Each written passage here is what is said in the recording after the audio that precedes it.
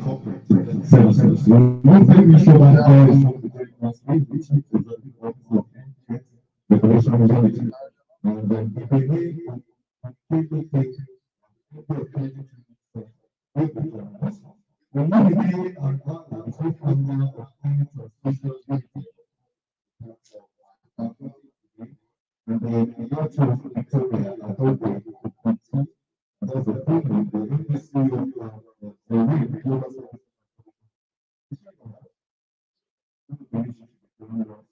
okay, how are you doing? I thought I saw you earlier. That's the because they need to be history of African campus.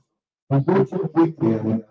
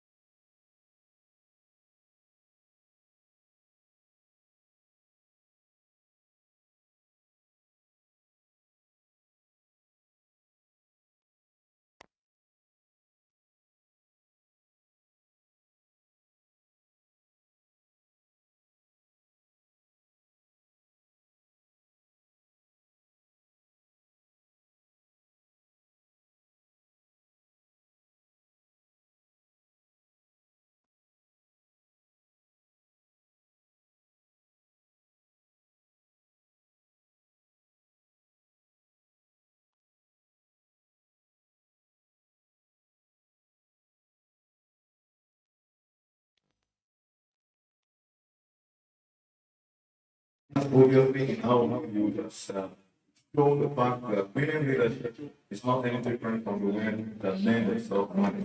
And these are one of our goals. We say that as a founder and managing partner of Ransom Consulting, she's done so well in terms of building global brands. And today, she is the MD and CEO of FITC. Ladies and gentlemen, to give a welcome address, please put your hands together for Dr. Jesus and the council to our welcome address. Before you start, I want to thank you to you. Thank you very much.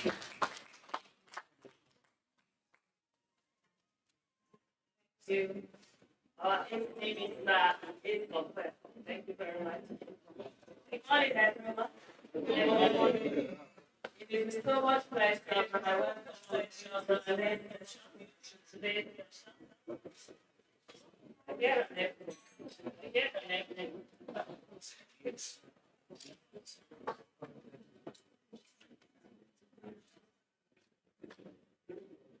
Hello.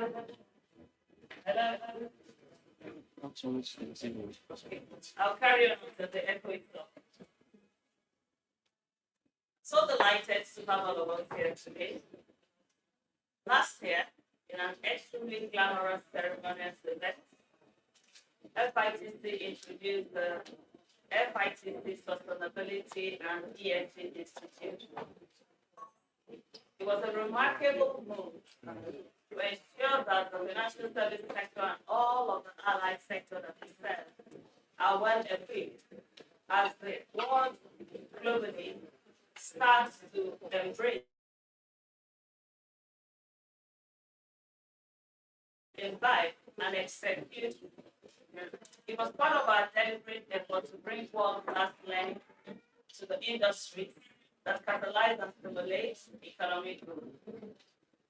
And for FITC, a heritage institution funded by the Nigerian Act and governed by the Act, specifically supervised by the Central Bank of Nigeria, NDIC, and owned by the Nigerian Bankers Committee, an organization that is highly positioned very strategically to ensure that all systems and structures required to build world-class financial services solutions are available, and not only are available, but are also driven to ensure that there is financial system stability.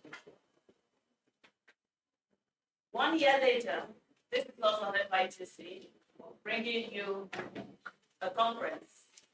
This conference seeks to bring together world-class thought leaders, individuals from all over the world, joining online, physically in this room. And this morning, I very warmly say to every single one of us here, wherever in the world you are, and those that are in the room, welcome.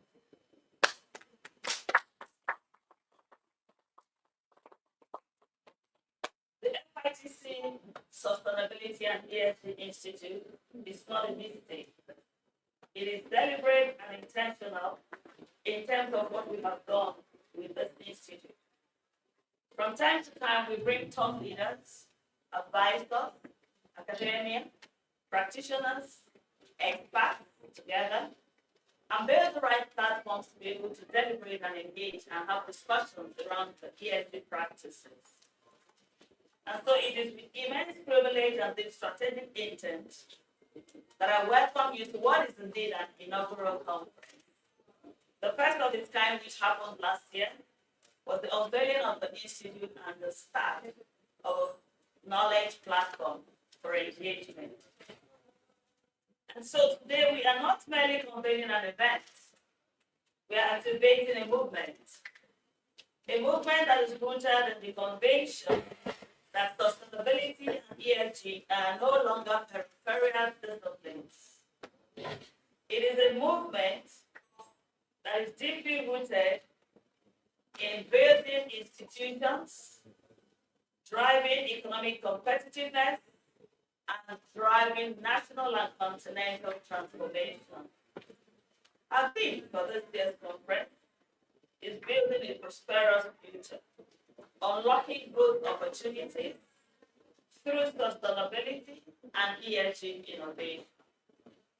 Every single person wants to be prosperous. The SDG goals by the United Nations are designed to make individuals, organizations, and the world at large prosperous. And so ESG is one of those things that should be able to propel and drive the achievement of that prosperity for the whole world. So we will be witnessing a very decisive inflection point through the practices of ESG across global markets, from New York to Nairobi, from Lagos to London. Investors, regulators, and consumers alike are convening on a single tool.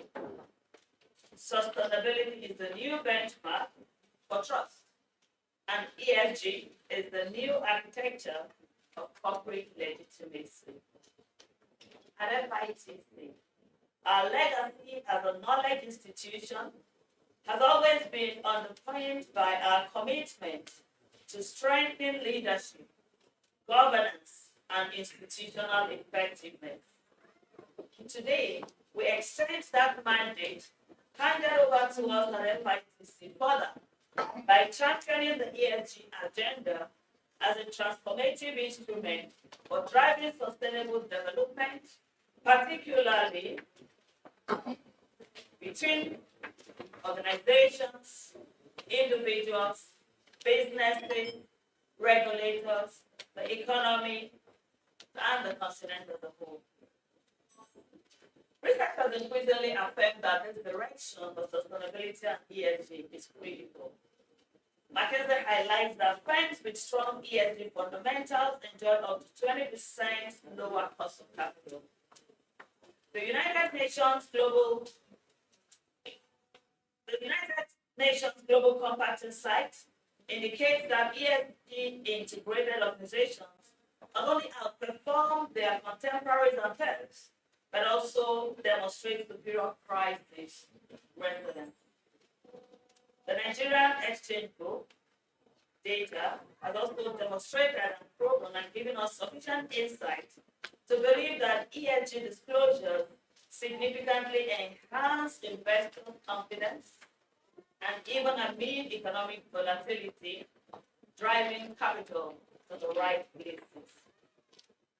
So this conference is therefore designed as a high-impact convergence of top-tier professionals and thought leaders from across the world, from finance, government, development, energy, technology, the civil society, name them.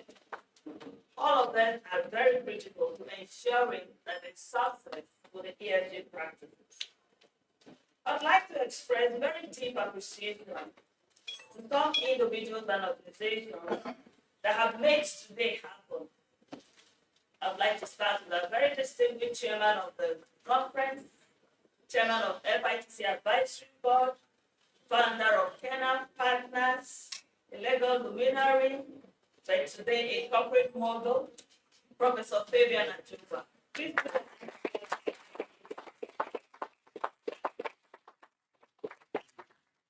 Leading a team of 9 advisory board members, whom I wouldn't bother to read out here because the compare has done that on our behalf. Their insights, experiences, and expertise have changed what we see today as the FITC Sustainability and ESG Institute. And those are interventions worth recognizing and mentioning. And we do thank them.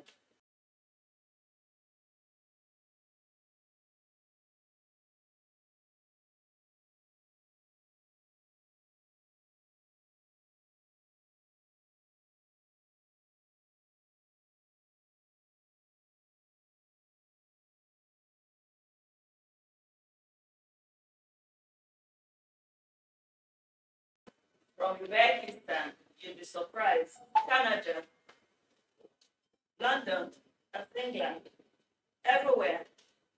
So almost the entire world is presented in this conference. So let's put our hands together for all of us.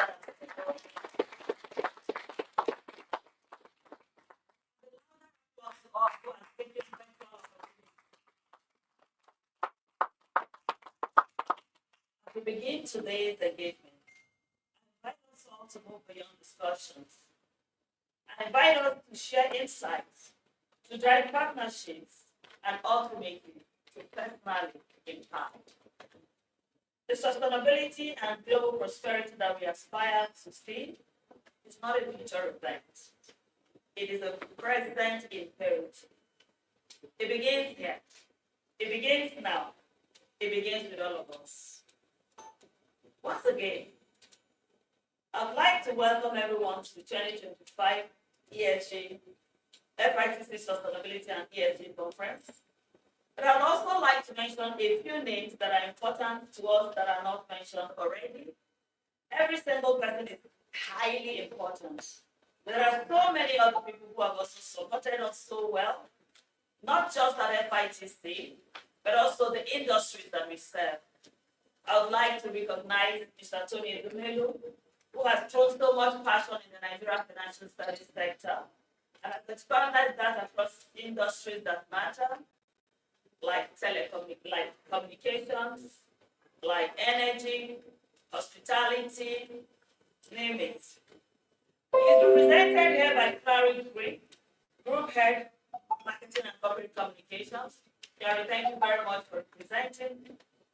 Would also like to say we recognize the Managing Director of Bank of Industry, another catalyst of the great things that industries are doing, represented by Lola Salami. Well done and thank you. Good to have you. A good number of other recognitions have happened. We cannot go through all of them. But the diversity of it is the fact that at FITC, because of the support we have with both regulators, government, and the banks, all of our engagements have all of them present and a blueprint that is formed with their intervention. And so to that extent, I'd like to personally recognize the Central Bank of Nigeria, who is also represented, the TG is represented here. He will speak to us through her shortly. We would also recognize NDIC and the Security of Exchange Commission. We have recognized every single person who is in the room because everyone is important to us. And a final note, I'd like us to see today as knowledge engagement. So many people in this room are here to learn because sustainability and ESG particularly is an evolving space. There is not a single person who knows everything about it, and everything about it is also coming new. If you're an expert in governance, you probably would need so much to learn so much more about environment. If you're an expert in environment, you may also need to know how governance can disrupt the decisions that you take. And if you're passionate about social impact, it's important to understand how the E and the G are clearly important in fusion to complete the A, S, and the G, so that we all can work collaboratively as catalysts. So on that note, I would like to ask every one of us, sit back, enjoy the learning, be a part of today, make it epic by meeting someone new, by sharing more information, and more importantly, enjoy today. Thank you.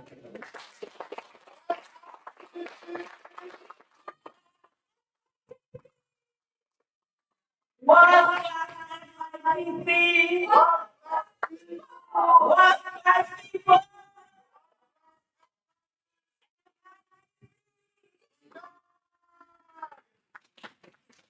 Madam.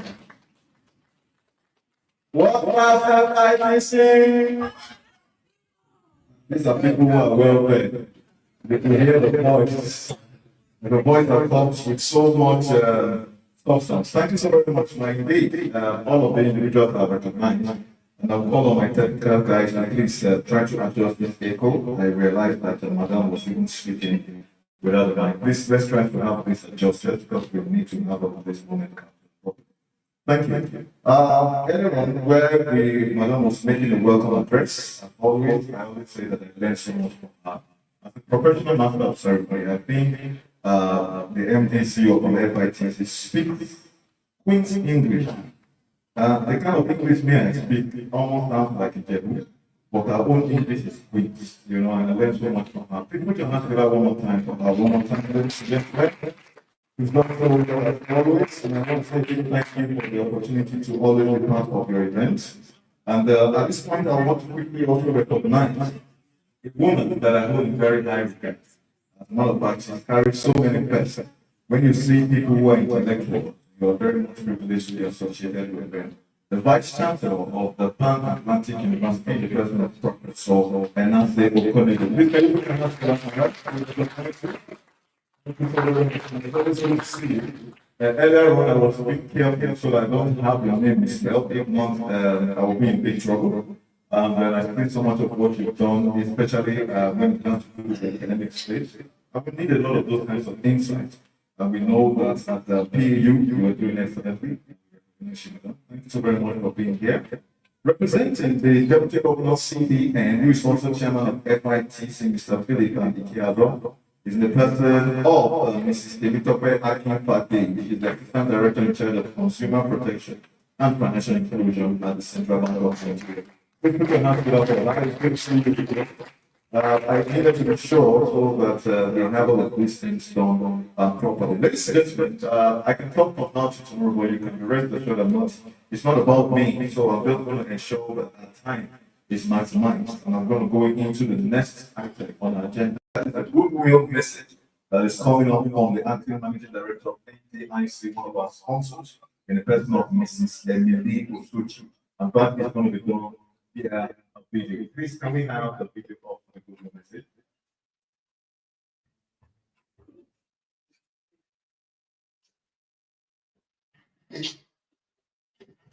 Today's conference, the paper presenters, delegates, distinguished ladies and gentlemen, I'm pleased and honored to welcome you all to FITC Sustainability Esg Conference 2025 with the theme, Building a Prosperous Future, Unlocking Growth Opportunities Through Sustainability and ESG Innovation. This theme is both timely and relevant, given the federal government's renewed commitment to achieving sustainable development by harnessing both domestic capabilities and foreign investments. ESG and sustainability are central topics of this conference are of critical importance, not only to Nigeria, but to the global community. They compel us to rethink how we pursue economic growth and developmental goals in alignment with the urgent need to protect the environment, promote social inclusion, and uphold sound governance.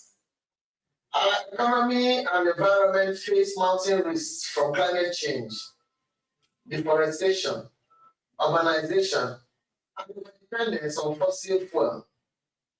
From flooding in urban centers of Lagos, Enugu, and Borno, to the desertification in the northern parts of Nigeria, the signs are clear. However, within these challenges lie real opportunities. A prosperous future must be both environmentally sustainable and economically smart. Investing in clean energy, resilient agriculture, and green infrastructure can unlock new industries and create millions of jobs. Today, ESG principles are no longer optional. They are essential. Investors, regulators, and stakeholders now evaluate value creation through an ESG lens. Nigerian businesses, particularly financial institutions and listed companies, must embrace ESG, not just as a compliance requirement, but as a strategic advantage. Ethical governance, social responsibility, and environmental stewardship are critical for attracting capital, improving risk resilience, and enhancing competitiveness. I must say that Nigeria has made meaningful progress in mainstreaming sustainability and ESG into national policy. For instance, the Nigerian Compressed Natural Gas (CNG) initiative promotes cleaner, more affordable energy alternatives, contributing to our net zero ambitions. The recent Nigeria First initiative, backed by an executive order by His Excellency Mr. President, prioritizes global content and inclusive groups. The issuance of sovereign green bonds, which was the first in Africa, underscores our commitment to financing climate smart infrastructure and renewable energy development. At the NDIC, we are taking proactive steps to integrate sustainability into our operations. Our ESG and sustainable policy approved by the Interim Management Committee in 2024 guides these efforts. We have implemented initiatives such as the Waste to Wealth program, which recycles office paper into branded tissue papers, and we have begun implementing the federal government's ban on single-use plastics by accepting suitable alternatives to bottled water. Additionally, our adoption of the Electronic Document Management System, EDMS, which supports automated workflow processes in the corporation, is aimed at reducing paper usage, reducing our carbon footprint, and improving operational efficiency.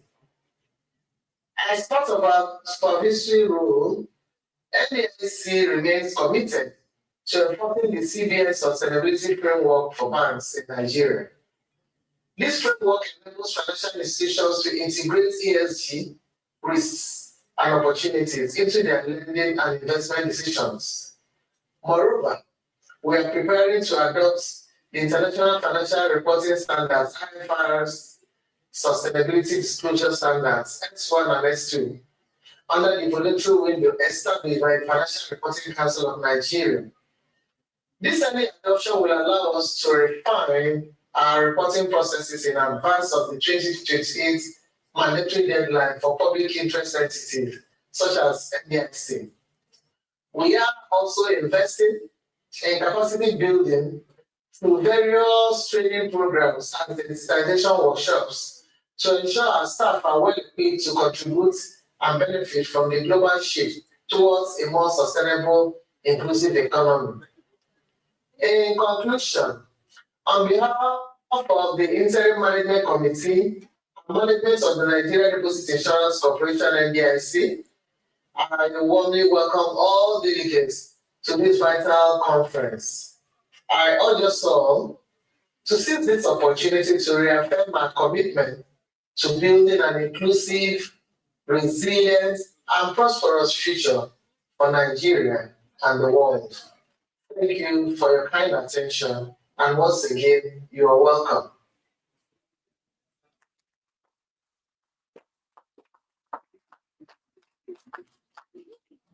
Hello. All right. Thank you very much, Madam, for also being a part of this event. Albeit via video. We know NDIC has been there for us as a matter of fact, so we recognize all of this amazing opportunities that we have to exchange ideas and information that will help us for so much more productive, especially within the sustainability ESG space. As Madam actually mentioned, it is not about the future starts now. So all of these insights and thoughts are important for us to be able to drive this agenda for sustainability. In order for us not to come take the last phase, especially with what global players that actually do in this case is.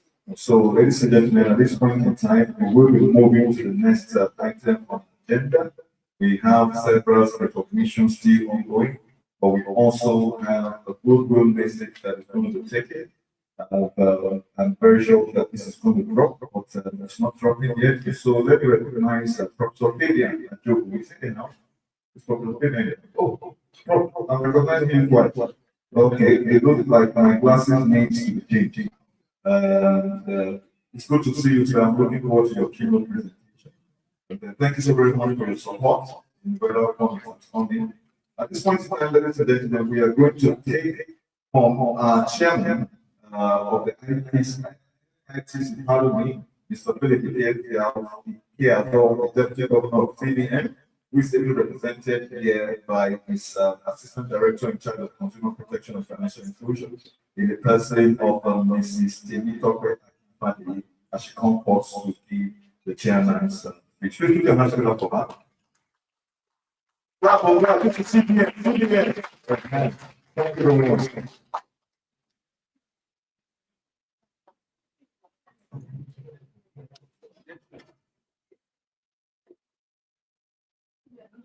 morning.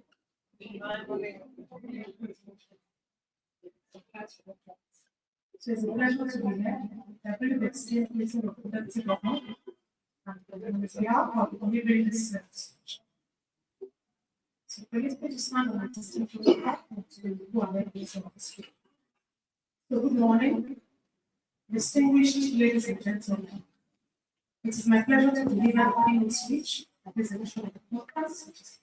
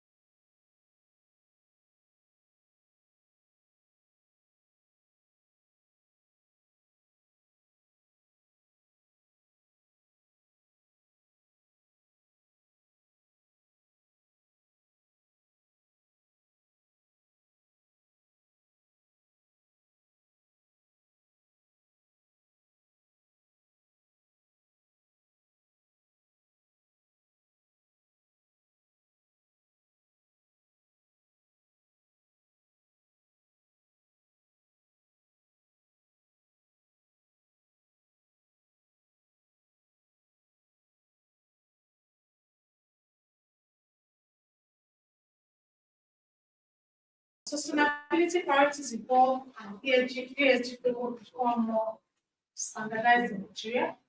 Institutions must keep certain trends in place to align with regulatory expectations. Now, one of these trends is a call for alignment with climate risk mitigation with corporate governance. This establishes the need for institutions to incorporate climate risk mitigation into their corporate governance. And particularly with task force on climate-related financial disclosure to ensure compliance. So moving on to the Nigerian sustainable banking principle. The guiding principle is indicative of Nigeria's commitment to sustainable growth and development in the country. You may recall, you may recall, you may recall, you may recall that as part of the efforts to ensure appropriate ESG practices in the sector, the central bank spearheaded the Nigerian sustainable banking principle to deliver a positive development impact to society. These principles hinge on the fact that financiers and business leaders have a critical role to play in delivering positive developments to society. And to cast our mind back, these principles include considerations into decision making and mitigating the negative impact of business operations on the environment, as well as most of the indicator of taxation. Now, I would like to let you know that these principles are currently being implemented to particularly spotlight climate risk mitigation. And this is the need to reflect the alignment of KFPC with climate risk governance across the institution. Since the launch of the principles of Nigeria, financial institutions have deployed several initiatives to incorporate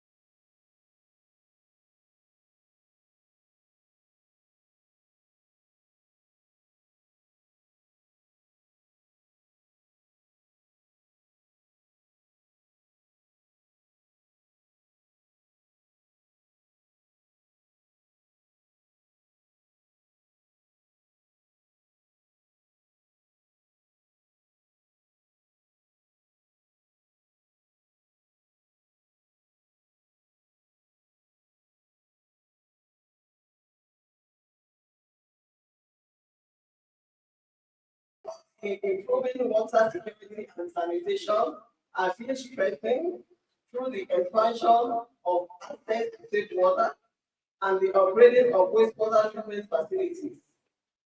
The Clean Lagos initiative, through continuous sanitation enforcement and behavioral change campaign, is also enhancing public health outcomes and environmental and hygienic hub through effective public-private partners. In Lagos, ESG is not just a buzzword. Social impact assessments are constantly reiterated and are strictly enforced by all development projects, ensuring that sustainability is central to infrastructure and planning. We are also collaborating with international partners such as UN Habitat and the World Bank to accelerate sustainable urban development in the state. We understand that the future lies in empowering our youth, and we are working with stakeholders to develop the increases and fosters innovation. Our ministry has done programs that support clean tech startups, secular business models, and sustainability solutions.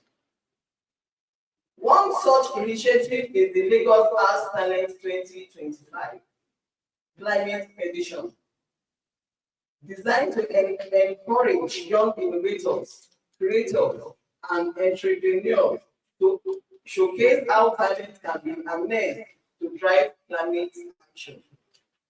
Lagos is also exploring climate-smart financial models to support clean transportation, waste-to-wealth projects, and ecological restoration in flood-prone areas. A notable example is the ecosystem plants project, which converts organic market waste into biogas. This innovation reduces methane emissions, improve the working environment for water treatment, and provide a replicable model of broader citywide climate initiatives. Let me close by stating that Lagos is not only learning from global best practices, we are also committed to contributing homegrown models and solutions to the global sustainability discourse. However, we recognize that no sector or institution can achieve these goals alone. Governments must work in synergy with the private sector, academia, civil society, and community. Our shared prosperity depends on both inclusive and innovative ESG leadership that delivers impact today and to guide the future. Let us all rise and build together. Thank you, and I wish you beautiful education.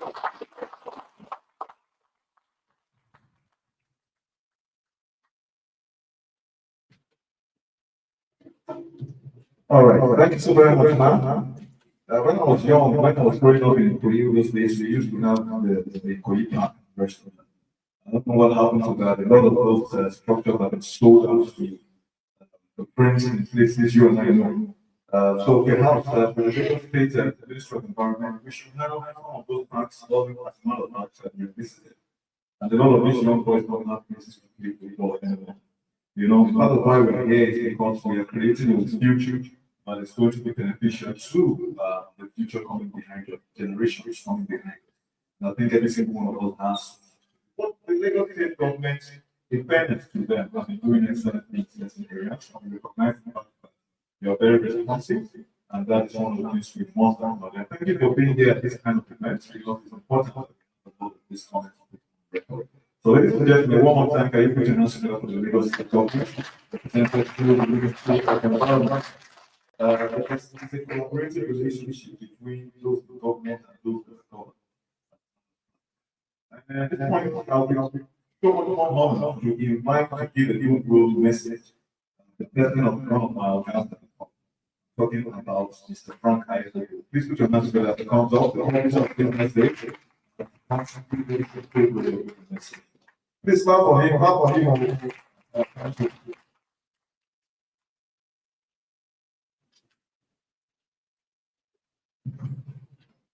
Morning, ladies and gentlemen. I'm not an ESG expert. I see a number of them in the room. And, I think I'll do well to get out of here quickly so they can have their way this morning. They should be excited to be here this morning, especially having the opportunity to meet with some of my teachers. And I was very quickly notice the presence of the Vice Chancellor of Atlantic University, Professor Esg. Thank you very much. When I got the invitation to come here this morning, I was very excited to visit Esg.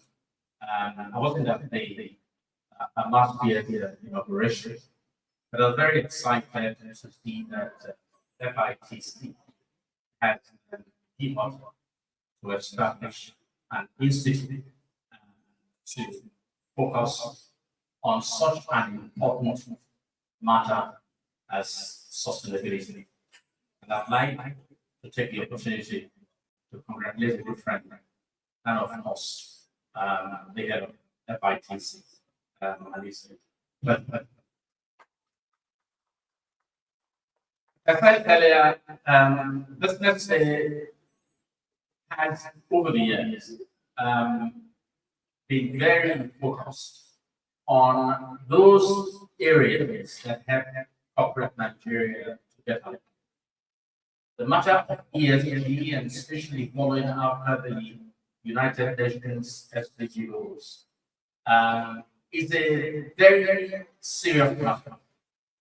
And some are quick to say that in Nigeria, why should you be bothered by that when our people still can't find 2 square meals a day to eat? But the truth of the matter is, we need to build sustainable systems. We need to build sustainable institutions. We need to build a sustainable economy. The world is heading in that direction. And I'm happy that we are gathered here this morning to indicate our own readiness and willingness to join in that. Once again, I want to congratulate FITC and, of course, the leadership. I want to join you all in wishing them well on this journey, which is a journey on behalf of all of us anyway. And to say that on an annual basis, it would be good not only to meet at a forum like this, but also to continue the very honest and genuine work in canvassing the matter of sustainability, in recruiting champions, and ensuring that this is not just a matter only FITC or for a few managing directors in corporate Nigeria. It is indeed a matter that concerns all of us, if not today, but in the future. I'm very excited to be here. I'm a journalist, and so you expect that I'll be watching this space very carefully. Once again, thank you very much for the opportunity. Thank you so very much, boss.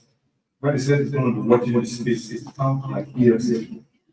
You can make sure that you are doing it right now. Well, ladies and gentlemen, I want to say a big thank you to Mr. Frank Aguru, great champion of what matters. That's not what I test is focused on.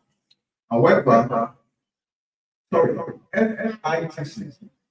I don't know what's going on. All right. I would like to quickly recognize Emperor Chris Bailey Ibe, the Executive Vice Chair of Bailey Group. Much for that for him. Thank you very much. All right, and then Mr. Chris and Opikulu, the DMP of Polaris Bank is represented here by Mr. Anthony. Please can you put your hands together for him, sitting in the house? I know you welcome everyone. We recognize you. Thank you so very much for being here. Ladies and gentlemen, welcome to my next speaker. He's going to be leading the conversation, especially with the theme of this year's edition of the conference. He's a senior advocate of Nigeria and a professor of corporate governance at Lagos Business School. He's also a law degree holder, where, as a matter of fact, he holds a PhD in law from the University of Aberdeen in Scotland. He also has law degrees from the University of Nigeria and the University of Lagos. He's coming up now because he doesn't want you to say all the local line. So feel free to ask him.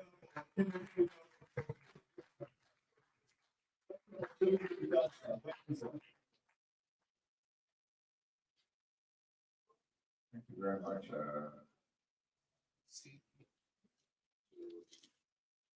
Audience, I hopefully you will also respect. My talk this morning really is important, aligning with the slide just captured. My invitation, my first point, is an invitation that we should not treat the topic as cosmetic, as my mind is trying to align with the topic. So I know it has been a dream time for years to look like it, but the fact is that this is a very important discussion. I have prepared for you in my keynote 15-page paper, which I was going to read it out but seeing familiar faces and the need to be focused on some specific outcomes from this conference that can be implemented, suggestions. I thought to have you read it electronically as I've circulated with the institute, and then just touch on a few specific suggestions. So much has been said about ESG, but then it's something which should really be a competitive tool, arms of business and decision makers, as well as regulators. So I might be speaking to all of these segments today. So from thinking ESG in your business operations, you will be getting cost savings, different ways of doing things, and then of course emulating people who have walked this journey. So I will start from a larger perspective, country. Rwanda, Kigali, Rwanda is a country to emulate the way that they have integrated ESG in their governance. That has been done in ministries, going green gazettes. You don't find anything in the law books back anywhere. Just as I would invite and applaud the discipline not to print programs for this conference, and the programs are really just packed.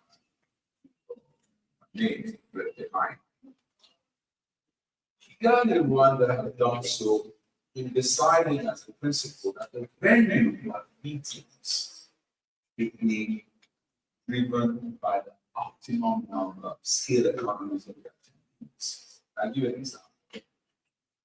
Why is it that meetings, and I'm now speaking to the journalists in our midst, with one of the four leaders the Nigerian Economic Summit, driven business in Nigeria. For every 100 participants in the NESG meetings, my rough take is that about 90 of them have traveled from Lagos to Abuja.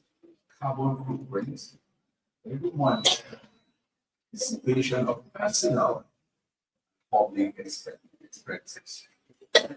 How many business class tickets are flown to Abuja? How many hotel rooms are consumed?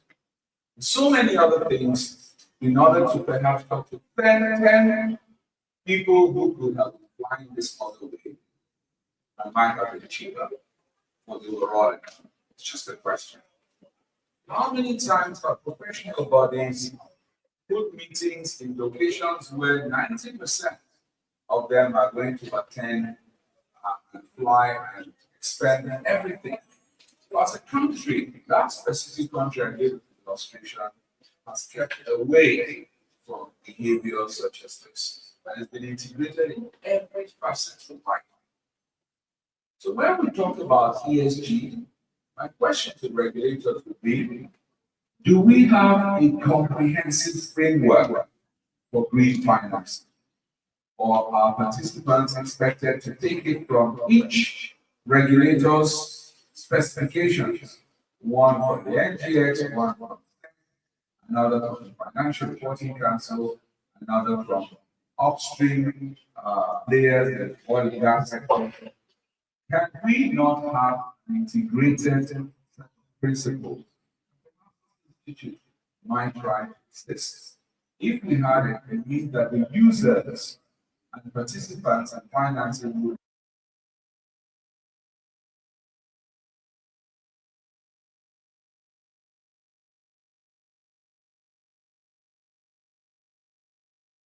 and then be the first African country to issue a green bond. But since then, many have caught on, perhaps surpassed us.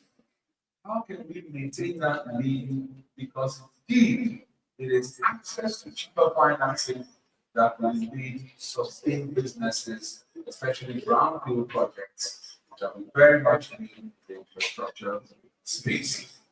Infrastructure deficit in our economy provides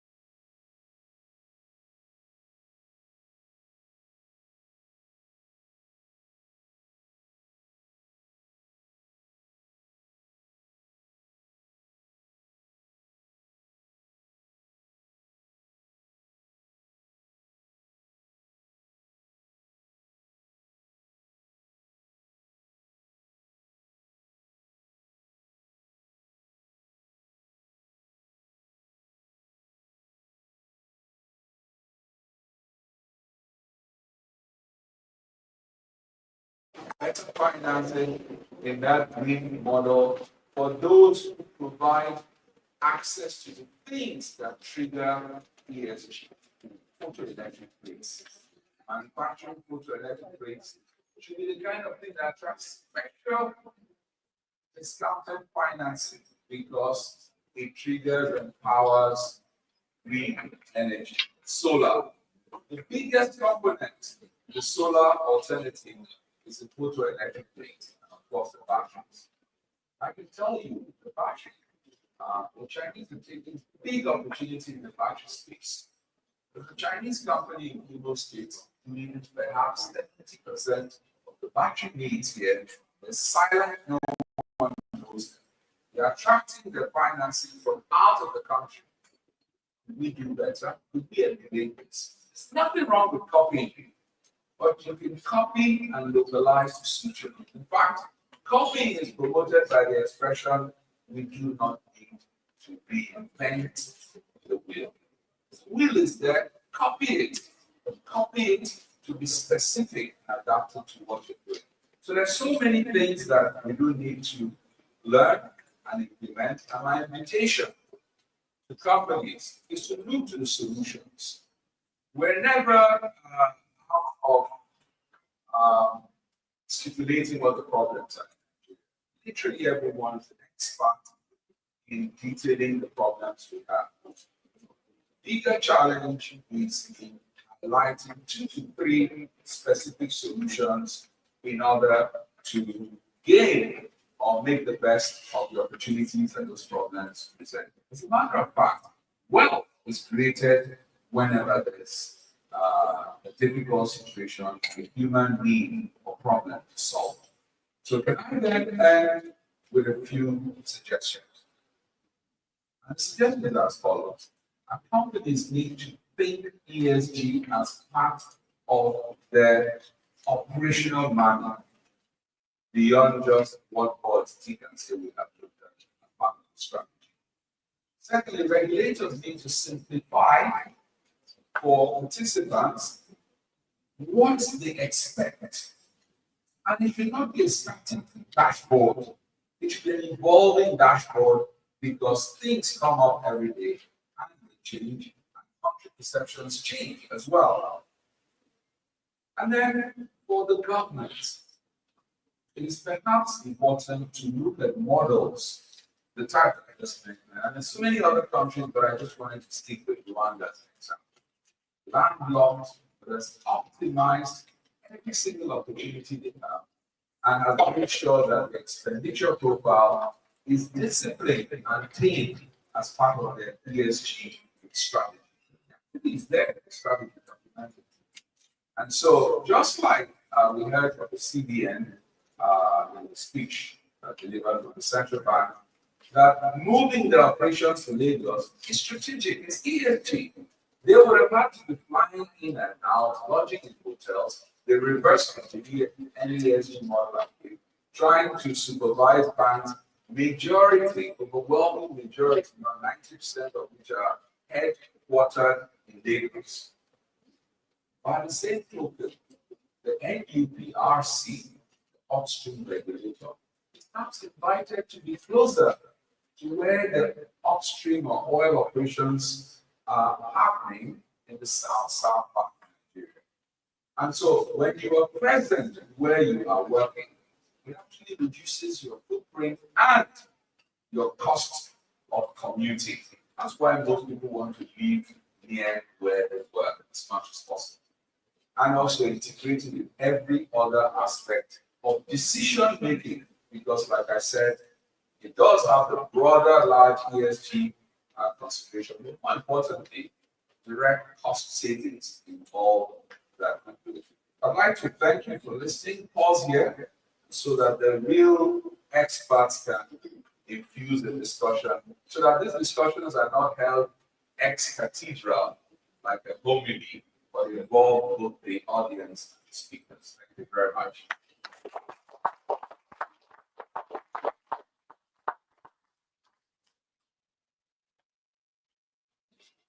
Thank you so very much, sir. Even if I know that people have to go climate friendly, the pretense itself are wondering where exactly their food is going to come from. Knowing the fact that most of these programs these days now have to go digital. But like you rightly said, I'm very sure maybe the CEO of NGX is going to speak to that. Not of sector, as a matter of fact, with regards to what happened to Green Bomb. We started out about several years ago was when we were at the conference.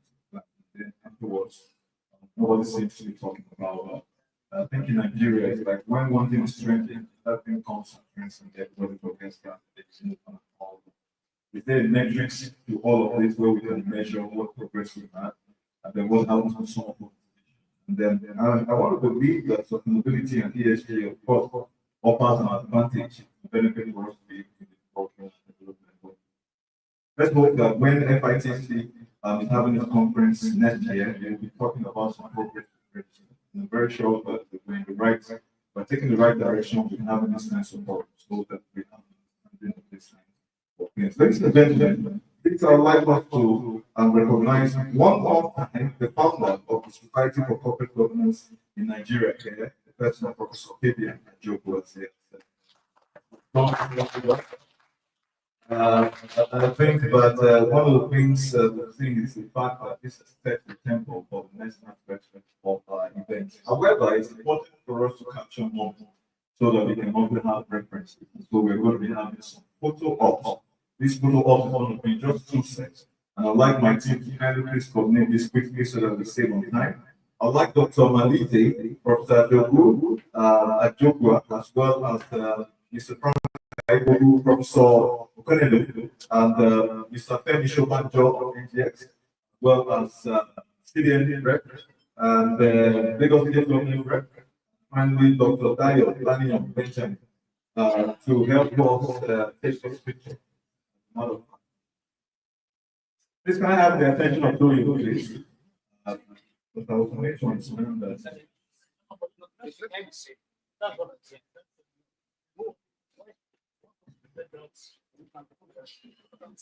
Get somebody to know this. Okay, please continue after that.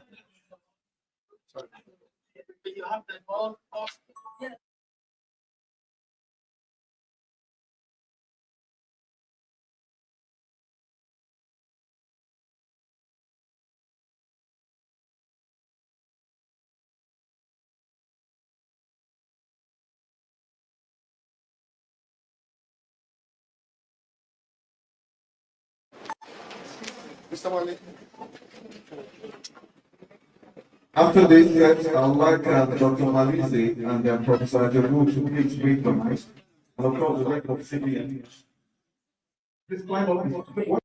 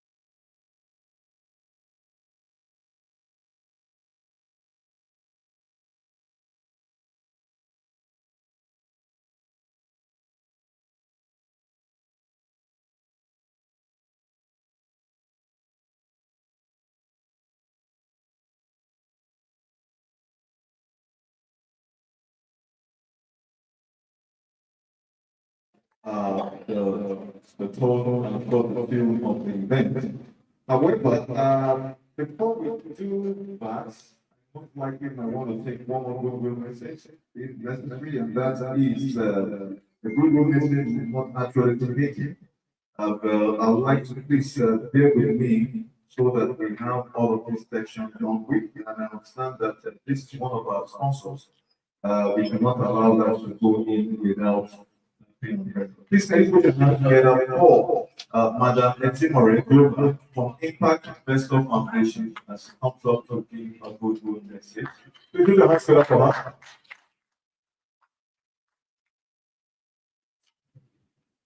Thank you.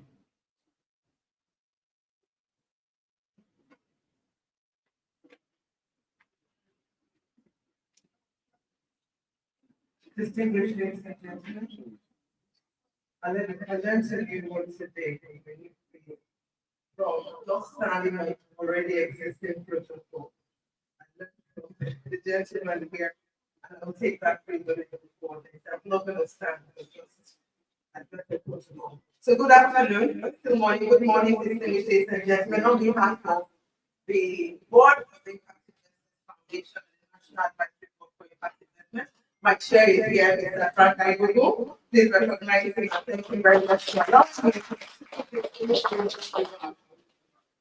Let me begin by thanking the leadership of FTIC.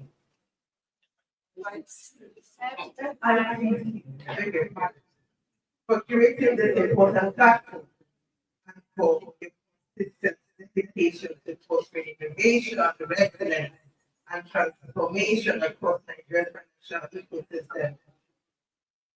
The thing for this year is not just timely, it is very urgent. Because we are navigating complex changes, climate instability, demographic shifts, digital disruptions, and widening inequality. These cannot be solved by incremental. These cannot be solved by incremental change. They demand bold reimagining of growth, one that marries profit with purpose. That's why at the Impact Investment Foundation, we not only look at ESG as just an enterprise valuation and profitability, as you've heard from other speakers. We look at impact quite broadly. Impact that ensures that we take deliberate intention to achieve positive environmental and social impact that delivers better lives for people and planet, such as creating jobs, access to finance for women, and leading them to build prosperous business, reducing food insecurity, providing access to affordable health, education, housing, and also reducing CO2 emissions and others. The truth is, sustainability will not finance itself. It demands intentional design, patient capital, aligned with incentives. We need financial instruments that serve people, not just profit. We need private sector fully engaged, not as observers, but as builders of solutions. That's why at the Impact Investment Foundation, we have committed to a $1 billion fund of funds with the first tranche of 100 million. And this is designed to bridge financing gaps in priority sectors like healthcare, education, agriculture, financial inclusion, also climate is at the heart of the score. Our ambition is to catalyze 5 million jobs in 5 years through long-term, locally driven capital. At the heart of this fund is the bold but necessary goal to help create 5 million jobs by 5 years by unlocking finance from the government and the development finance institution thereby, and pension funds for development through local fund managers into local enterprises working at the front tiers of impact, particularly in these priority sectors that I have mentioned. These aren't just sectors in need. We are the engines of inclusive growth and long-term development. The good news is we are already seeing what is possible. We are seeing investors who are investing to achieve impact, deploying capital into social enterprises who are making meaningful change. Social enterprises like I'm proud of it, Tomato Jobs, and Practically, and so many others are transforming Nigerian agribusiness landscape by leveraging innovation and technology to support smallholder farmers with financing, inputs, advisory services, and market access. ultimately strengthening security of the country. In education, what are we seeing? We are seeing social enterprises such as Blue Lesson, Koya, TISA, and so many others unlocking access to learning for rural learners. In finance, women-led ventures like Mama Money, who I would like to proud to say she's a winner of 2 years IF award for social enterprise. Mama Money is opening pathways to capital and dignity to student communities and to women. These are not isolated wins, ladies and gentlemen. They are replicable blueprints. Let us seize this moment, not only to exchange ideas, but to build new commitments. Let us fund bold African solutions to African challenges and ensure that every naira carries both economic and social value. Together, we are laying the foundation for a future that is not just a future that is enduring. I want to congratulate all of you again at FICC and the audience for being a part of this conversation. Let the action begin. Thank you. Thank you very much, madam, and congratulations on some of those good stories that you actually shared. All right, at this point in time, I'll quickly announce that those who have parked their cars outside of the hotel should please kindly go and repark. There is a designated car park that we made available. Please kindly do that so that we don't have any issues that we can't tell a good story about. At this point in time, I'm going to be inviting my team to help me move the podium because we are about to go into the next section. But let me quickly recognize the Vice Chancellor of Lagos State University of Education, Professor B.B. Apiachi, who is ably represented here by the Dean Student Affairs, Dr. Tamuku Bashir, who recognize you. You're welcome. Well, I'm going to have my seats now up. I think I will have like 4, 5, 6 seats in total. To basically help me kick off this session, which is on the brain is the new goals. And that's simply innovation for stable business growth. Why my text and hurrying up with the seats so that we maximize on our time. Ladies and gentlemen, the moderator of this session is no other person than our MP as well. Then we have the lead speaker as well, other panelists that are going to help do justice to this particular topic, which is the first plenary session for the Sustainability and Esg Conference 2025. And so, ladies and gentlemen, I'd like to also ask that my team can make sure we get the mics. I need 1 extra mic or 2 extra mics. Can you get the mic line so that we can have this moment fully coordinated? Ladies and gentlemen, I'd like to put the hands together for the MPC of FITC in the person of Dr. Chizo Malise, who is going to be the moderator of this session. Please put your hands together for her. I will have 1 mic to her and then she will take it over. Okay? All right. So I've just been instructed to invite every other member of this first plenary. First, I'd like to invite Mr. Kinsey Elendu, the head of ESG Sustainability and Trade Stability at MedPlus Pharmacy. Please can you put your hands together for him? He's going to be our lead speaker for today. Is he in the house? Okay, great. Why are you sitting at the back? Supposed to be okay. I understand you are trying to manage the ESG energy. You can come in, you're welcome. To join him here is one of the individuals that I admire so well. He is the Chief Executive Officer of NGX Regulation Limited in the person of Mr. Olufemi Shobajo. You're welcome, sir. Please put your hands together for him as he comes up to join us on this panel.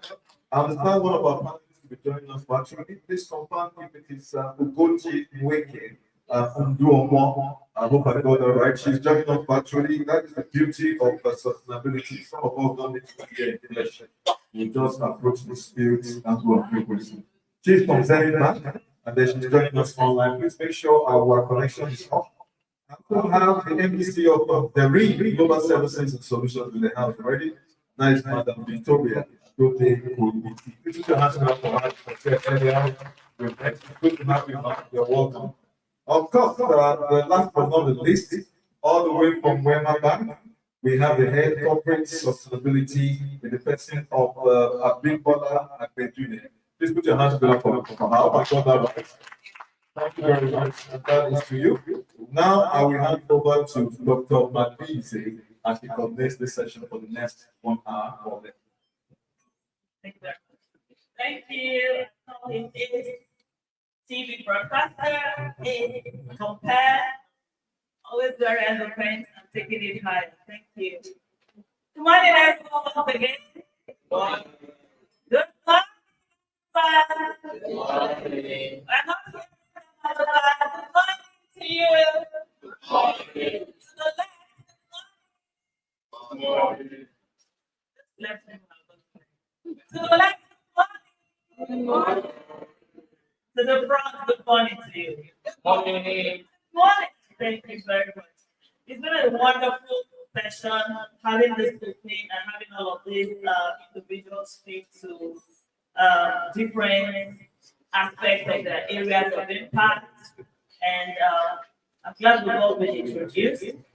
I'll just say that behind the tags, you will find the brochure.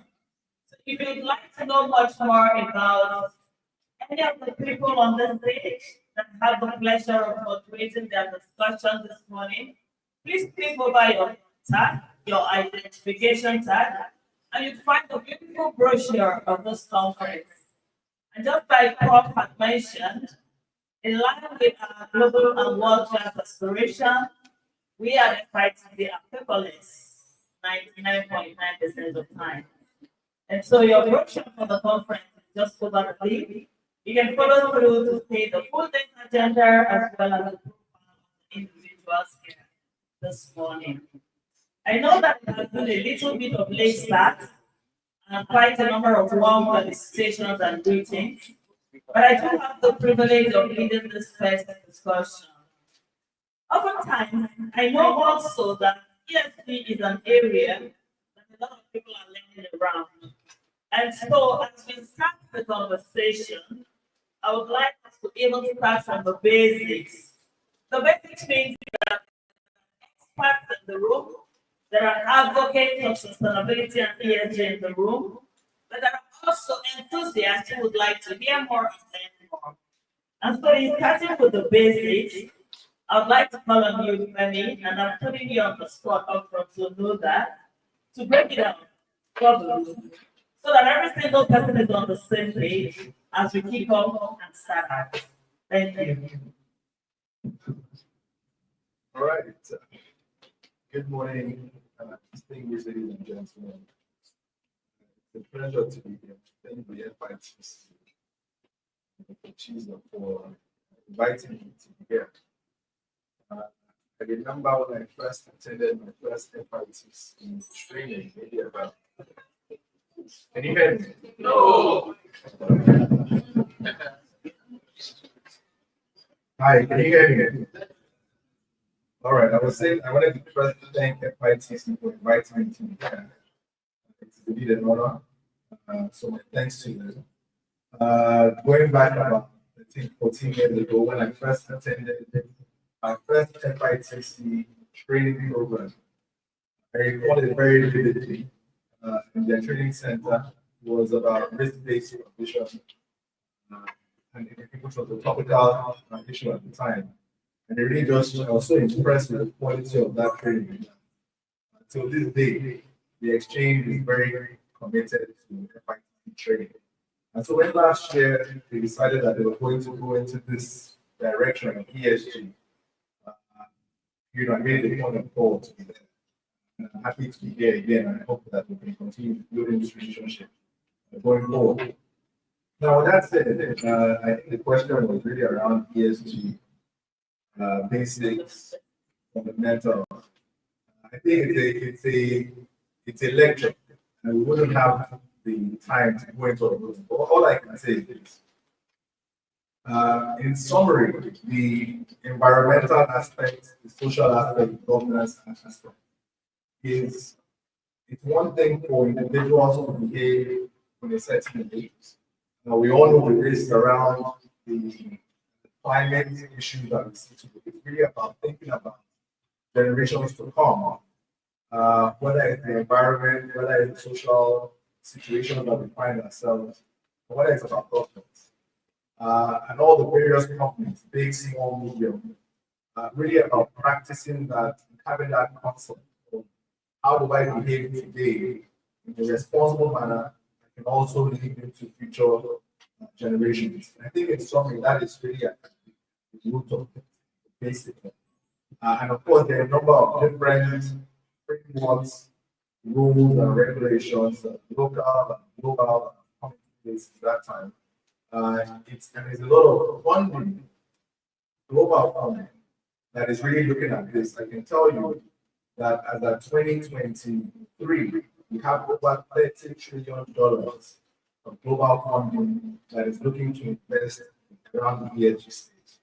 And the statistics tell us that by the end of 2025, that figure would have gone from 10 trillion to $50 trillion. So it's a big deal. And I think that companies like the high impact foundation, some of the companies you mentioned, who are taking advantage of that. I'll talk a little bit about what we do at the NGX at the stock exchange around sustainability. I know that the NT and ASMA, and then we can go into that now. All right, so we're very proud of the very first sovereign green bond in Africa, not in South Africa, in Africa, was done by the federal government of Nigeria. And that was really about the exchange going to the Ministry of the Environment and say, hey, why don't we look at this? And at the time, the current, I think Dr. Amina Mohammed, who was the Minister of Environment at the time, said she will go with this step further and she will encourage the president and everybody else to take it. I think they raised the first government bond. And by the way, there are discussions and what that means when you raise a green bond, so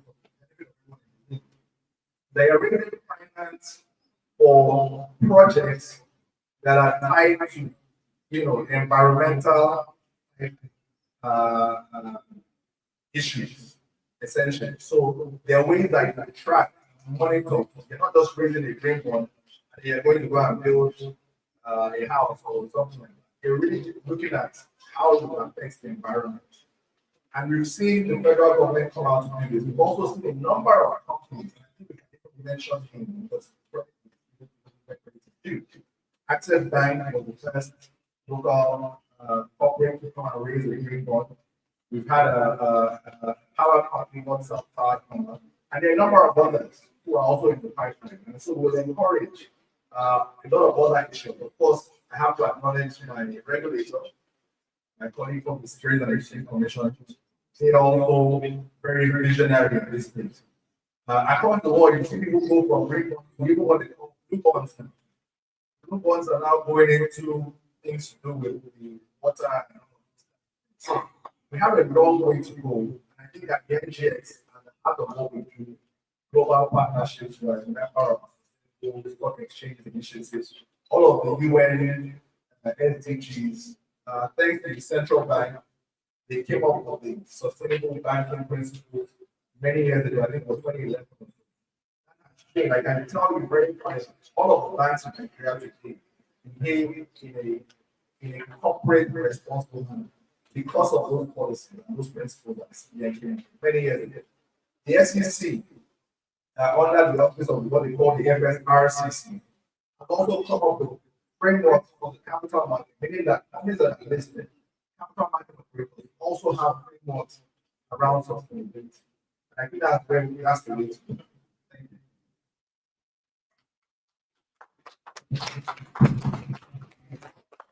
So late. Can we put our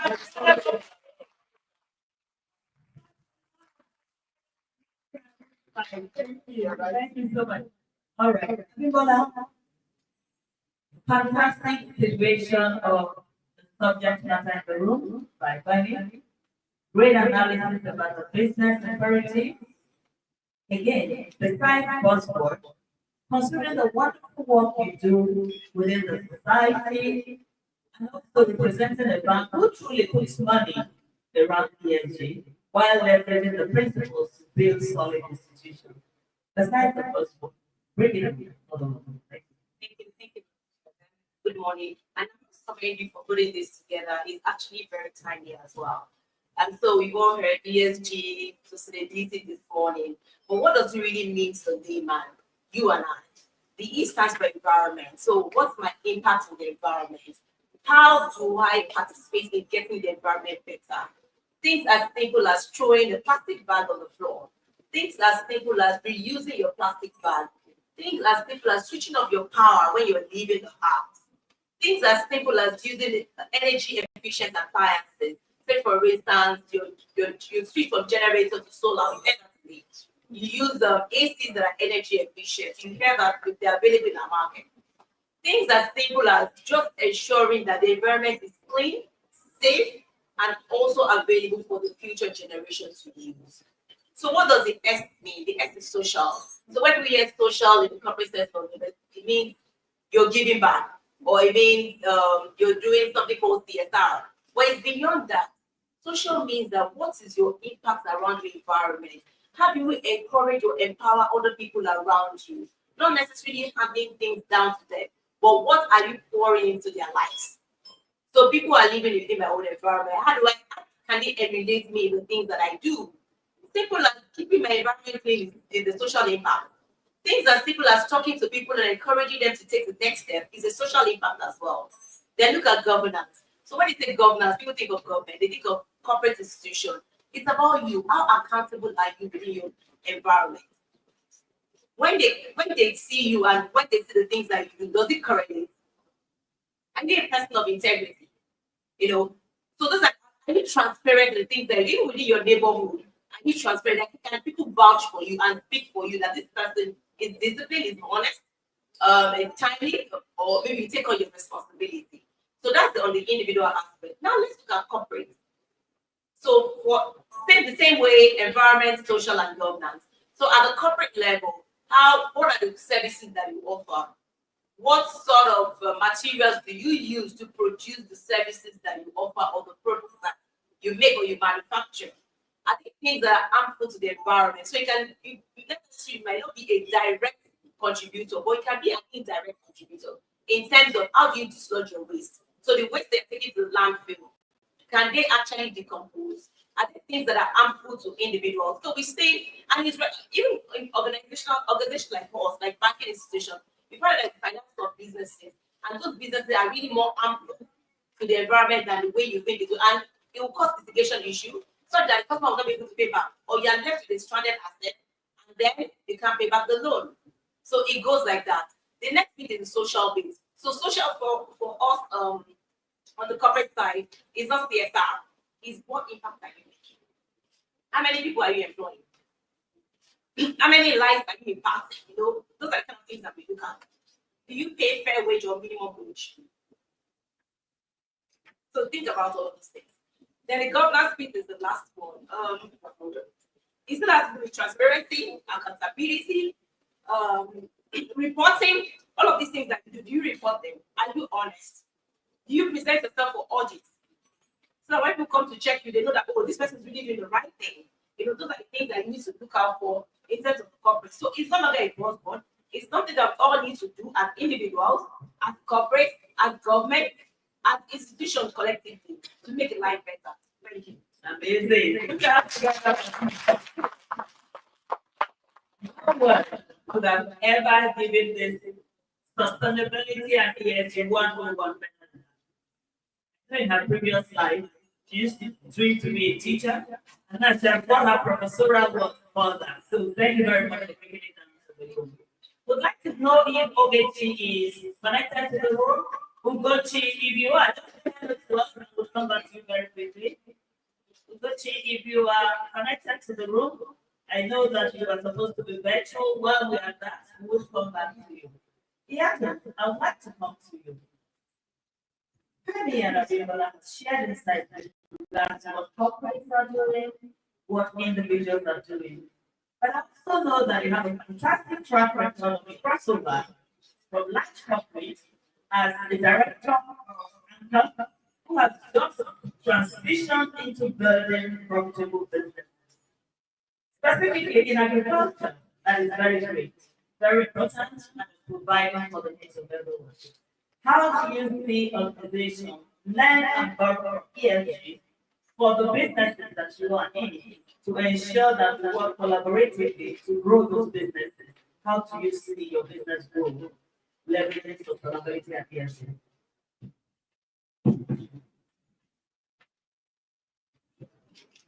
Good morning again, everyone. Distinguished here. Thank you very much. Um, it's a lot for the elderly country. It's a lot of typically, like we said, most ESG policies are considered to be large. But any SME desiring to grow would definitely have to mimic and copy and replicate what the large corporations are doing. If you desire to call something, the easiest way to become that is to begin to do what they are doing. So the large corporates over time have adopted ESG policies, and what we as SMEs are supposed to do in order to grow. And in growth for us, we have to build our customer base, we have to build our market, we have to be deliberate to capture new markets, and then we also have to find ways of seeking finance in order to grow. Now, to build our customer base, if you know of an agri-business, for instance, which is very that's using chemical fertilizers, I wonder if that's the produce will be that of you. The answer mostly no. But if you know of an agri-business that is very deliberate to maybe produce their own compost and use natural products that will not affect the environment negatively or affect our health negatively, then definitely we want to engage in buying those products. Now, what does that do? It builds customer base. If a customer base is built locally, you won't have to worry about scaling locally. Because what happens then is, for example, we produce shea butter very much in Nigeria. And shea butter is known to be one of the base products. In recent times, I think specifically since that there's been so much local production of beauty products, hair products, women improvement, and those products travel far beyond the shores. And the reason they do so is that those products are also bought from the very places. So as an SME, you're able to sell your raw material or produce your raw material excellently, then you find that customers will. Now, even the larger businesses, the big corporates that we want to release or we want to participate in the business being a value chain, where we become vendors and SMEs, we also want to take products from only suppliers and practice experts.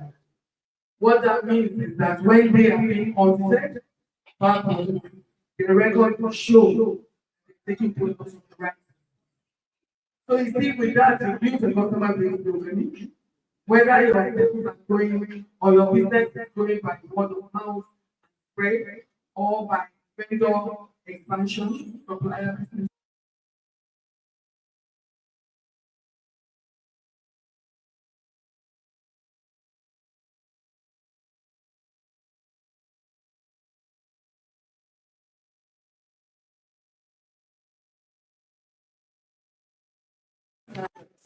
Nobody will support an entity that has not complied.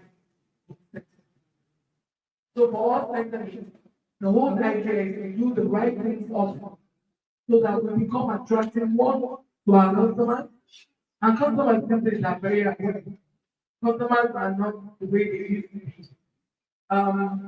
We say a lot about the Gen Z, but their customers are intelligent. So for almost every product, I mean, I have young ladies around me. And I find that for every product they use, they can almost tell you what the company is. They read it up, they understand it, and they tell you which one is sample and which one is not. And they just don't take what doesn't work for them. So we are looking to break into the larger markets. We have to be very disciplined to ensure that we're compliant at an issue. That is basically the only way that we can scale up and get to that place. Thank you very much.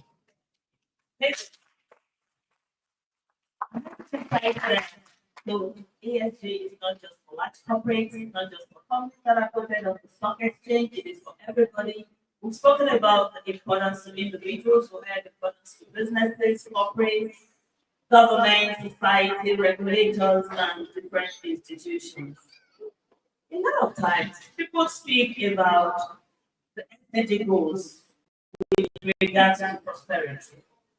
And the theme of this conference is building a prosperous future, unlocking good opportunities. I'd like to invite Quincy to break this down. How does ESG and sustainability help to unlock a prosperous future for everyone? Thank you so much, Dr. Chisel, and good morning, ladies and gentlemen. I'm so happy to be here today. We are discussing about sustainability and ESG, how this can contribute to sustainable development in Nigeria and globally. Fortunately, we can say that in Nigeria, I'm so happy that businesses have, it is so obvious that businesses have started integrating sustainability into the operations. As at 2014, when I was doing my MBA sustainability, it was so difficult for me to explain to a Nigerian what is ESG or sustainability, and to tell a business that sustainability can help you to even promote your business. But today, it is so easy. It is no longer seen as a risk to business alone, a risk that is turned into opportunity for businesses today. Before now, if you advise a company to talk about to invest in renewable energy, many companies don't see the need for that. But now you can see that the cost of energy is pushing many companies to think about renewable, to think about alternative to energy. And this is a great opportunity. That's what we call a problem in this country. The energy problem is now an energy opportunity.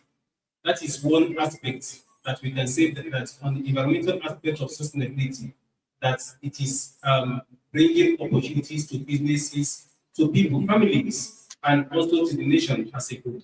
Then looking at the social aspects of ESG, we can see that social responsibility is no longer something you beg companies to abide to.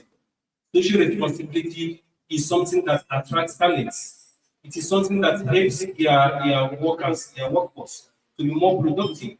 You know, they'll be more motivated to work if you are responsible in the way you treat your people.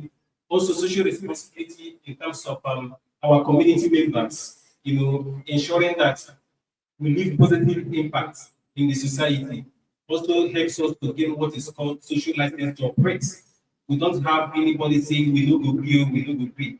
Because sometimes community members block the gates and refuse you to have entrance to your company to operate. And this affects the bottom line. Today, you can see that governance is no longer a choice. Responsible corporate governance is also promoting business growth. Investors are trooping into Nigeria today.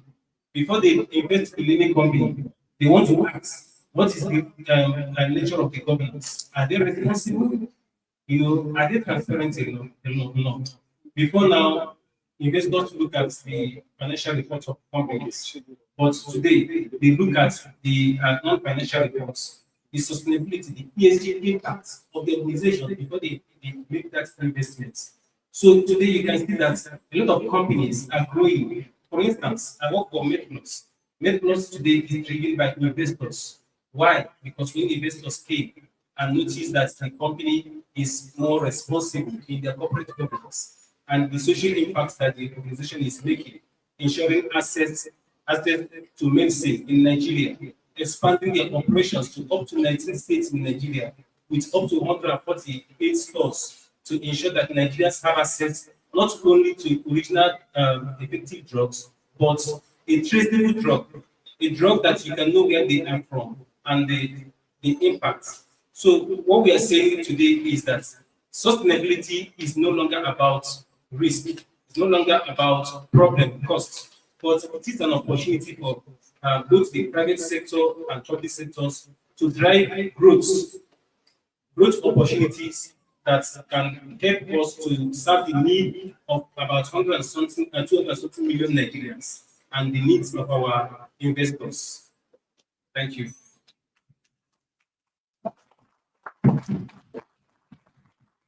Thank you so much. Just in case anybody may see that reference to net loss, because this is something I would like you to read to the beginning. The biggest part of ESG we're speaking about is building solid systems and structures that keep your organization attractive. And Kingsley has just mentioned the investment in MedPlus, and I would like you to clarify that. Prior to this global investment in MedPlus, what was the state of MedPlus? And post this investment in terms of growth that has covered MedPlus, so we're talking about maybe 100% growth in terms of operations. So we're not doing this just to look good, but we're also building systems and structures that keep our organizations attractive so that we can the fund into this organization. Just quantitatively, can you highlight that again? That's an excellent case study. Okay, interestingly, MedPlus was actually doing well, in terms of financial and non-financial performance. That is what actually attracted the company, the investors to the company. And today they are doing better than what they were doing before. But I cannot give you the financial reports of what happened then and today. Yeah, but I can just tell you that the company was doing well and they are doing better than they were doing before because of attracting more investors. Thank you. Okay. Thank you very much. And the groups installed also bring healthcare down to the different states of the country, and that's really what is most important. The investment in healthcare, agri-tech, fintech, all of that and stuff. Thank you. While we wait to confirm that the which is with us, virtually, we would like to talk to you about now. As the bank in the room, banks are often seen to make significant investments in the area of ESG. What sort of real-time data are you seeing? What sort of real-time data do you require? How do you leverage this data to ensure that the business organizations that you support are actually meeting and complying and driving the goals that we desire? Thank you very much for that question. For the banking industry, it started more around compliance. When CBN came up with the NSBP, so like that's the banking principle. So every bank is expected to report around 19 principles around the operation, impact on environmental social businesses, having to back on human rights, financial inclusion. They're quite expected governance, reporting as well. So when compliance started, a lot of the banks also now took efforts to go even other parts of sustainability. And so this started after back as 2010 during the era. And we now have different things that we report on. So as we began to report, other organizations took interest in the bank. And so if you're taking money from any of the DFIs, that's the different financial institution, they want to see your non-financial performance, which is your sustainability report. And that's non-financial performance. And so they want to see what are you doing, who do you lend to, how do you lend, what considerations do you take, what things do you consider when you're lending to customers. So for us, however, for every loan that we grant, there's something called the ENS assessment, that's environmental and social assessment. So we're checking, what are you spending this money on? What would happen when you spend this money? What impact are you making in terms of employing more, including using gender lens? How many women can you bring on board into that business? Do you have something called like if you're a manufacturer, you have to be called like the extended producer's responsibility. So if you produce something that's effectively, what responsibility are you going to take? And so by the time you started doing that, customers started taking into consideration all of these things. And when those DFIs give us, when they give us that concessionary rate, And so it's a bit lower than the regular interest rate that you can see. And some businesses, because they've done so well, they're able to get funds directly from these investors. And so all they need is a bank to warehouse.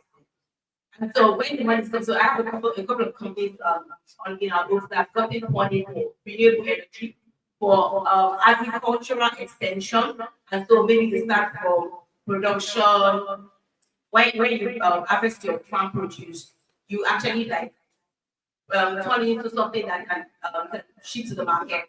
You package it, logistics. You also have things around plants to actually preserve those things like your farm produce.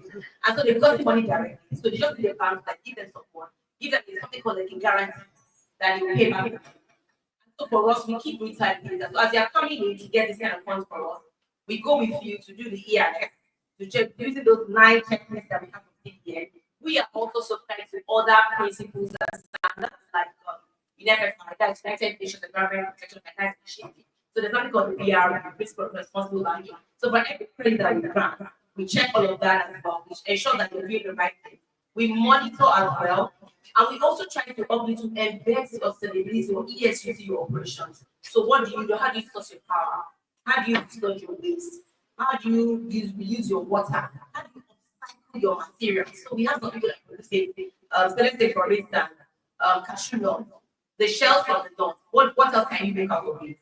Can you make it into feed? Can you get other people to buy it from you? Can you use that for other products? So we help customers and they can see the value, they can see the benefits from it. They can see how many more people they can employ. They can see how they can scale their business to other extent. So if you're talking about share, so we have like a group of share lines. And so when they produce a share, they look for people that start from the farm to harvesting, to export, to production, to turning into cream, body cream that can be sold locally and for export as well, and also to things that can help the women to invest together. And so we also notice about even for women-led businesses, one sickness can wipe away the entire revenue of production. So say for women-led businesses, can we embed social sustainability into by ensuring that these women they take an insurance, health insurance that will protect them, protect their family, and also protect their business. And so by that, we are ensuring that the business will stay for long. And so those are some of the things that customers have seen and they keep coming back. Also, because the DFI campaign that we're doing this, we have a number of DFI partnership that actually offering concessionary finance to women-led businesses, to youth-led businesses that are around grain and around agriculture. So this has actually unlocked a lot of opportunities for us as an institution, and we keep track of this data. Beyond what we do for customers, internally, we also actually look at our data. What do we consume in terms of electricity? And we have something called a resource efficiency dashboard. What do we consume reporting? What do we use in terms of diesel? Because we use hybrid and we have a solar power branches as well. So what does this solar offer us? How much emissions are we displacing using this solar? Our fleet, how efficient are these vehicles that we use? Can we carpool? What about our the ACs, the bulbs, how efficient are all of these things? So we record this and we take real-time data that we use on a monthly basis. Also in my organization, we don't print on paper. We have a system called Purple Works. Purple Works is used for all your document management system. So if you need to get approval, you need to write a report, you need to do a memo, you don't write it out, but it's online. It can be approved online. It can be pushed from one system or from one executive to the other, and they will approve it. And it's in place for more than 10 years now. So all of these things, we just don't talk about it. We also work with them.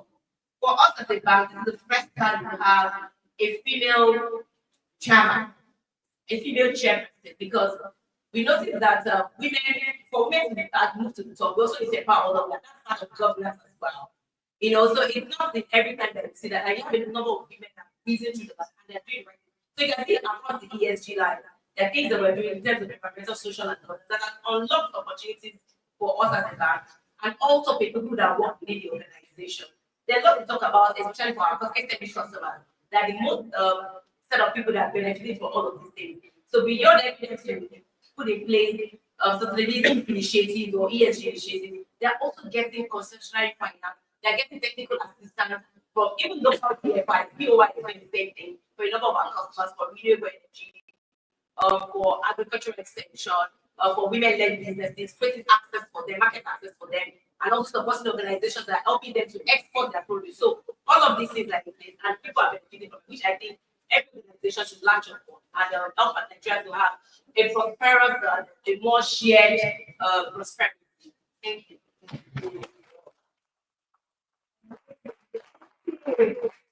The pregnant see that at FITC it is an institute designed to curate and bring learning, and you can see how it's been broken down for everyone, advisor, experts, thought leaders, students, every single one. And by the way, there are students in the room. Please, can I say hello to the students? Hello. All the students of academic institution, please stand up. Thank you. Please, can you put your hands together for the students that are thank you. Now, thank you. Please sit down now. Thank you very much. I thought it was important to recognize them. Ugochi, if you are with us, Ugochi standing back, head of sustainability, say hello. All right. Okay. All right. So we're trying to get Ugochi's voice into the room. So, think if you are mute. Think if you are. Yeah. All right. So how did you got it out to come back? Thank you very much, Abibola, for that again, breaking it down across internally what you're doing in your organization and externally what people should do. Did anybody notice that from all of the 10 minutes of delivery from Abibola, there was a lot about women? Genderless investment, and then we'll ask why. The SDG goals also proposes that it supports women to create opportunities for women. The second is the fact that there are quite a lot of women SMEs who actually grow there and turn into large corporates. And the third is that in Nigeria today, women have risen onto a lot of significant governance at board level. Within the financial service system alone, we have about 11 bank CEOs, and we've seen a minimum of 6 bank chairmen who were female. And so it's not just by accident, it's all well orchestrated. So I don't want to lose the opportunity of discussing women, business, SMEs, and growth. So we won't come back to it yet again. The reason is that we've got some people who have transitioned from large corporate into building sustainable business in the agri space and other allied areas. What partnerships would you like to see as an SME visionary founder of businesses between the banks, financial system, regulators, and businesses? Please share. Thank you very much. Indeed, for one,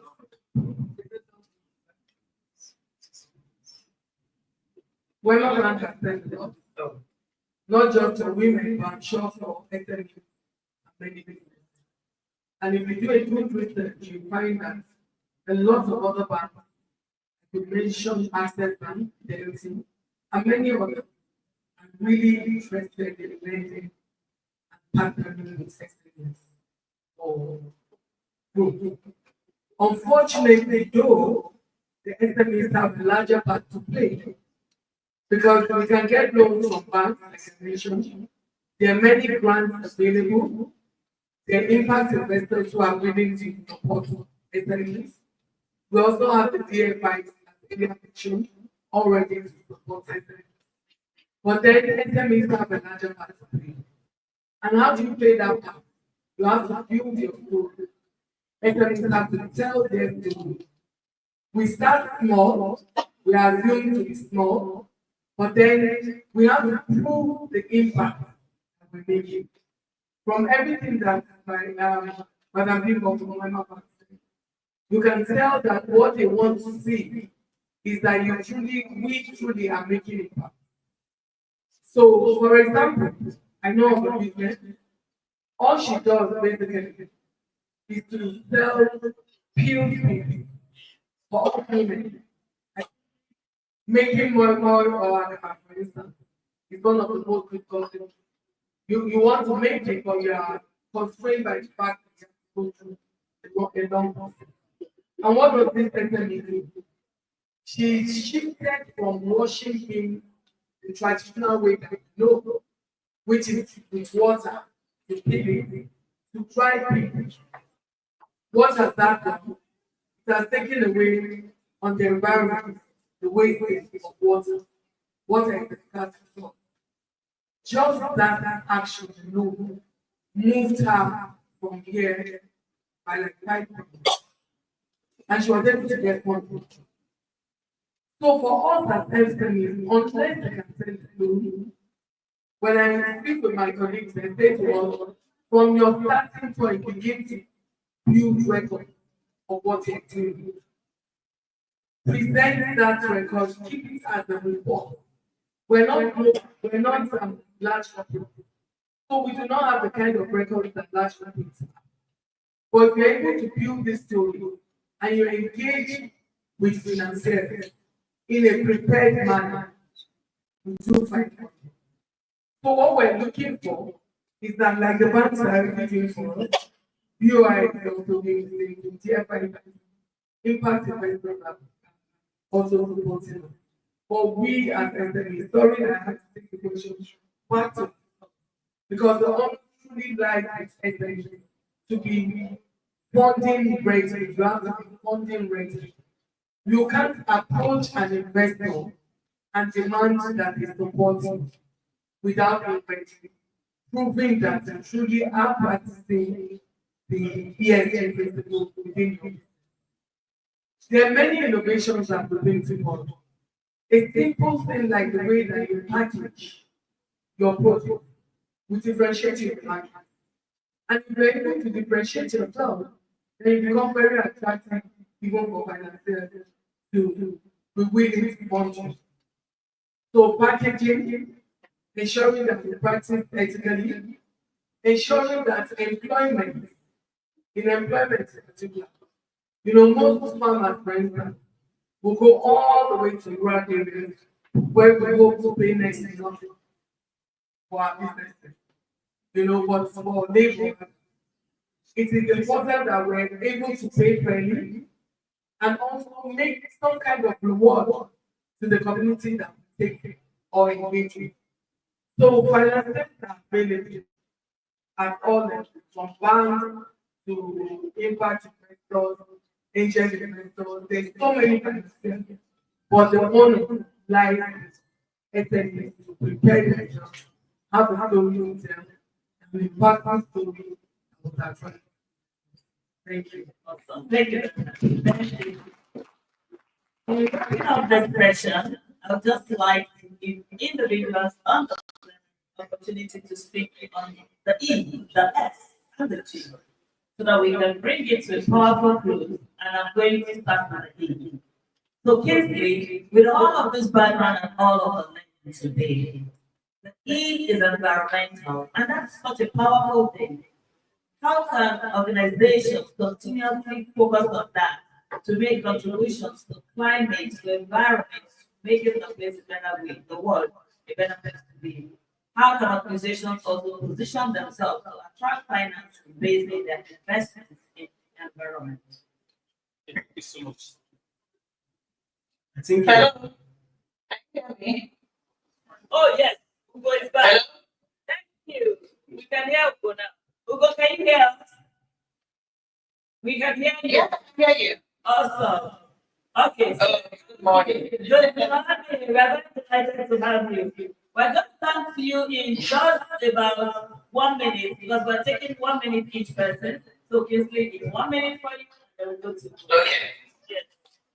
Okay, my advice for organizations is to start materiality assessment to know what is materiality of business as per environmental issues and what your stakeholders' expectations on environmental impacts. So, if after doing this, you'll be able to identify the environmental issues that are associated with your business. For instance, like we said earlier in MedPlus, when we did our materiality assessment, we found out that energy consumption is one of the material issues because in all our stores, many of our stores run 24 hours on this issue, we now say, okay, we have to invest more on renewable. What it means is that while we are investing in this renewable, we are even now saving more cost of operations, and we are saving the CO2 emission that we are emitting. Then on waste management, we notice that we also have our products, when after being bought by our customers, some of them are packaged with plastics. And what we now did is to make sure that we partner with polymer recycling company to put recycling bins where customers can come back and help us to recycle their plastics. So with all this, we're able to be intentional with our environmental management. Thank you so much. Everyone can copy, model, or adapt. Thank you. Hugo, we are back to you now. We know and feel the work that Zenith Bank is doing. And every single person understands how much of millions that goes from Zenith Bank to society. Would like to hear from you on social impact. What are the social impact activities that you would love to share with us that Zenith Bank is making to make the world a better place for everyone? Over to you. Okay, thank you so much for that. So, in Zenith Bank, social impacts, we look at not just our staff, which is a very important part of social impact to our staffing, ensuring we have fair recruitment processes, we have equal opportunities for both male and female. We currently have our first female CEO, and it hasn't come by fluke, it has come by continually supporting women within the workforce, giving them a chance to improve themselves, mentorship, as well as fully paid maternity leave. For our community that we serve, we have such impact activities through our CSR arm, where we look at how we can make their life better for them. It goes beyond just philanthropy, just giving them a few items. We do road constructions. Here in Lekki, we did construction around where for access that was really a flood-prone area. We made a new road there with gutters that ensuring that we don't have flood like we used to have before. We have infrastructural development in schools. We have created a lot of IT centers in universities across the country. We also help rehabilitate schools and health centers. And in recent times, we have ensured that our CSR projects are also sustainable. So, for instance, our flagship Iduligadaram Medical Health Center, we refurbished recently and we gave them the 5 kVA solar energy system. So, I want to say we should also include environmental issues when we're doing our own social issues because they're intertwined. They work hand in hand. And for it to be sustainable, we have to cover all areas, both the ESG, the environmental side, the governance side, have to be implemented when you're doing the social aspect. And we're trying very hard to do that. So not only are we trying to impact environmental stewardship of our own activities, even in our CSR, in the community that we reach out to do the same thing. We have products for women. We have what we call the single man that provides loans for women at single digits. And because we realize that funding is a big issue women have, and a lot of them have the challenge of collateral, so we create that for them. We also want to include everybody. So we have products for children, we have products for the elderly, so everybody has access to financial services. Financial inclusion is a big part of the social arm of sustainability. And whatever we do, we want to look at impact. So we're looking at how do we reduce inequalities through our CSR. The disabled people, the blind, what do we do for them to allow them have access to not just financial services, but be able to integrate into the economy. So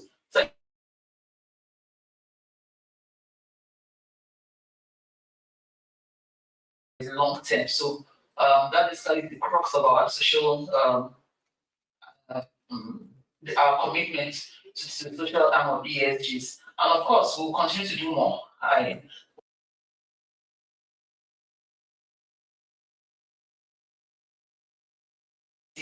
Working with the government if need be to ensure that our impact is felt positive because we have two options, positive impacts or reducing negative impacts of our services or our actions around the communities where we serve, both our own staff as well as the community that hosts us and the community as that. We also have at Christmas time the Zenith Bank Christmas parade, and we bring in children from different schools across Lagos, even the kids from the specialist school, the blind, the disabled, the deaf, all come in and join to allow other kids, our own children, also learn to accommodate kids who are not as able as they are, and realize that everybody should be included in activities within the society. Thank you. Amazing. That brought it to life, no doubt, right? We put your hands together for and the truth is that every organization can do so much, and with several organizations doing, the world is definitely a better place. And then we'll speak to the G. And speaking about the G, I'll bring the G to the NGS. And that's because the organizations that are quoted on the stock exchange, a lot of times are good references and inspiration for strong governance. And so we would like to get from you. What do you think that governance has done with regards to building the prosperous world that we want? And what can other businesses get from the organizations in the exchange that you can supervise? Thank you very much. That's a very great question. I think it's loaded because if you think about it historically, if you look at family-owned businesses in Nigeria, I don't think you'll find many that have gone from one generation to the other successfully. I think it's a matter of sustainability. The big names that you have heard of 40, 50 years ago, you find where those businesses today. And that's the big area for their governance. And it's also linked to sustainability in terms of business continuing to work. So at the heart of this problem is what we call corporate governance, right? And the governance is really about balancing all the various interests, stakeholder interests together. So the shareholder, the employees, you have the stakeholders of the community and all of that. Now, for companies that are listed, quoted companies, these companies find out to adopt very high stringent. And so for you to become a listed company, it means that you have to take this responsibility very seriously. And you have to have a certain degree or certain level of maturity. We do find small companies coming to this. We actually have a board designed for those companies, fast growing companies. But essentially, what it means is that you're going to do the right thing. I think this is really where corporate governance is coming in terms of being ethical in things that you're doing. Sometimes something is actually illegal to do, it's actually the wrong thing to do, it's not morally right. And I think that's where governance actually comes into play in terms of just making sure you do the right thing and making sure that you balance things out. Now, of course, there are rules, there are regulations, and all of those things, and also that the National Code of Corporate Governance 2018, which is what today, that gives you a set of recommendations and principles that companies should try and do. It's not a big different types of companies. But in terms of what sort of like the board of directors, who needs to be there, do you actually have people that are competent to be there, or is it just me, my brother, my sister? You have to decide what sort of things. I mean, you can have a family business and there's nothing wrong with that, but you have to understand that when you want to transition from one level to another, there's certain things you must do. In terms of the employees, are you employing people based on merit, or are you employing people based on, this person is from my village, so let it come, and all of those kind of things. So you're looking at fairness, you're looking at accountability, you're looking at how you manage different stakeholder engagements and all of that. The stock exchange expects you to provide a lot of disclosures. So if anything is going on in your business that is material to the investing public, you have a duty to disclose. And of course, I wouldn't say that we threaten them with sanctions, but that's not really why they're doing it. They're doing it because these are companies that will go from one generation to the next. Management will change, board will change, the business will continue for the future. And I think that's at the heart of what governance is about. Awesome. Thank you very much. Thank you very much for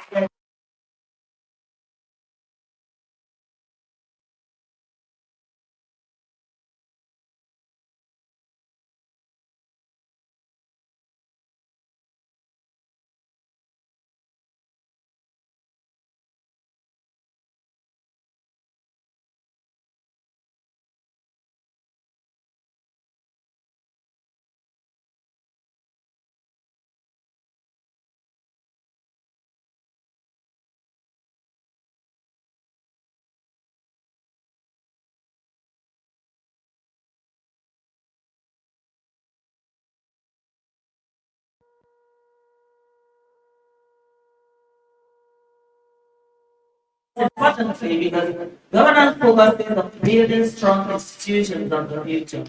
We have in this room a lot of people who are business founders. What are we doing today about the business 20 years to come? No, we are not there.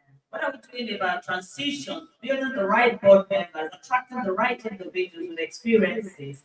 We want to hold 100% of nothing or 20% of something so that we can bring in knowledgeable people to help us build the business that tomorrow can become a Microsoft of the world. It's on this note that I'm closing this plenary, and thank you for listening to us. A very important thing.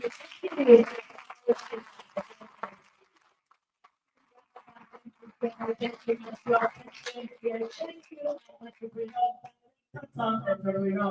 you for bringing that wisdom to the room. Thank you for listening to us. Thank you for moderating the session. Let's have a quick picture.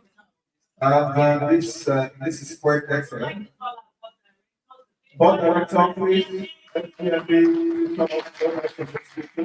You're welcome, sir.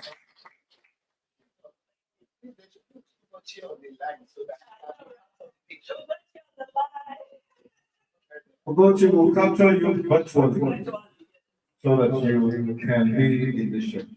All right, thank you so very much, Dr. Mavize. This is excellent as always. This actually, as a matter of fact, helps also first focus of the first plenary session, which is green is the new goal, and that's the ESG innovation for scalable business growth.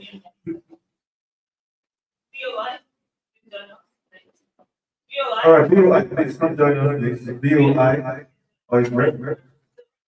The rep of BOI ourselves. Okay, all right. Please put your hands together for her.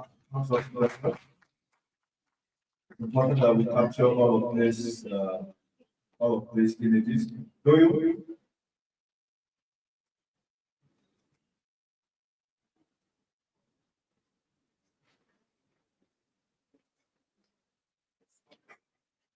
Thank you, ladies and gentlemen. Our next plenary section is going to be happening, and it's going to be on one planet, one economy, collaborative pathways to inclusive sustainable growth.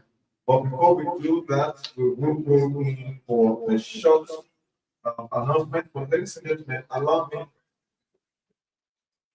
me to quickly announce that this following card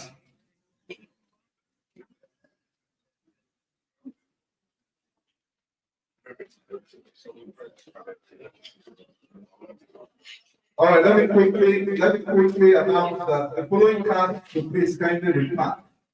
If you're the owner of asset ash color, the ash color asset with the number NAD647GZ, please kindly go and repack, as well as the black Lexus 350 with the number NSMP739 GB. Please kindly go and repack. At this point in time, we would like to invite the representative of SEC to come forward to give a good body.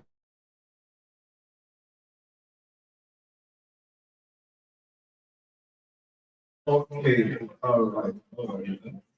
Please, can I have the representative of SEC? Is it in the house or in? Okay, thank you very much, sir.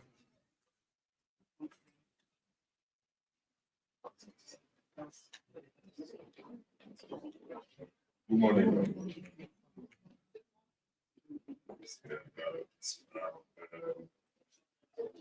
Yes, general SEC. We don't avoid the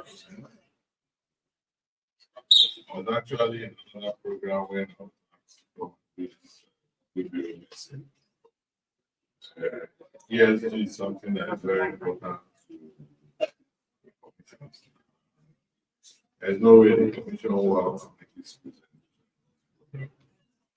I should like that commission takes exposure. All protocols.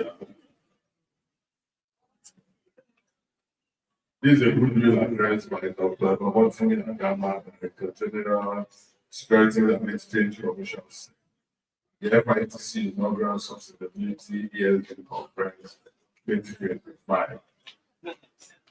Distinguished guests, ladies and gentlemen, esteemed colleagues and visionary leaders in the sustainability ecosystem, I am honored to stand before you at this landmark event, this inaugural FITC Sustainability ESG Conference. My gratitude goes to Dr. Chizom, the MD of FITC, for championing this official dialogue under the theme Building a Prosperous Future, Unlocking Growth Opportunities through Sustainability and ESG Innovation.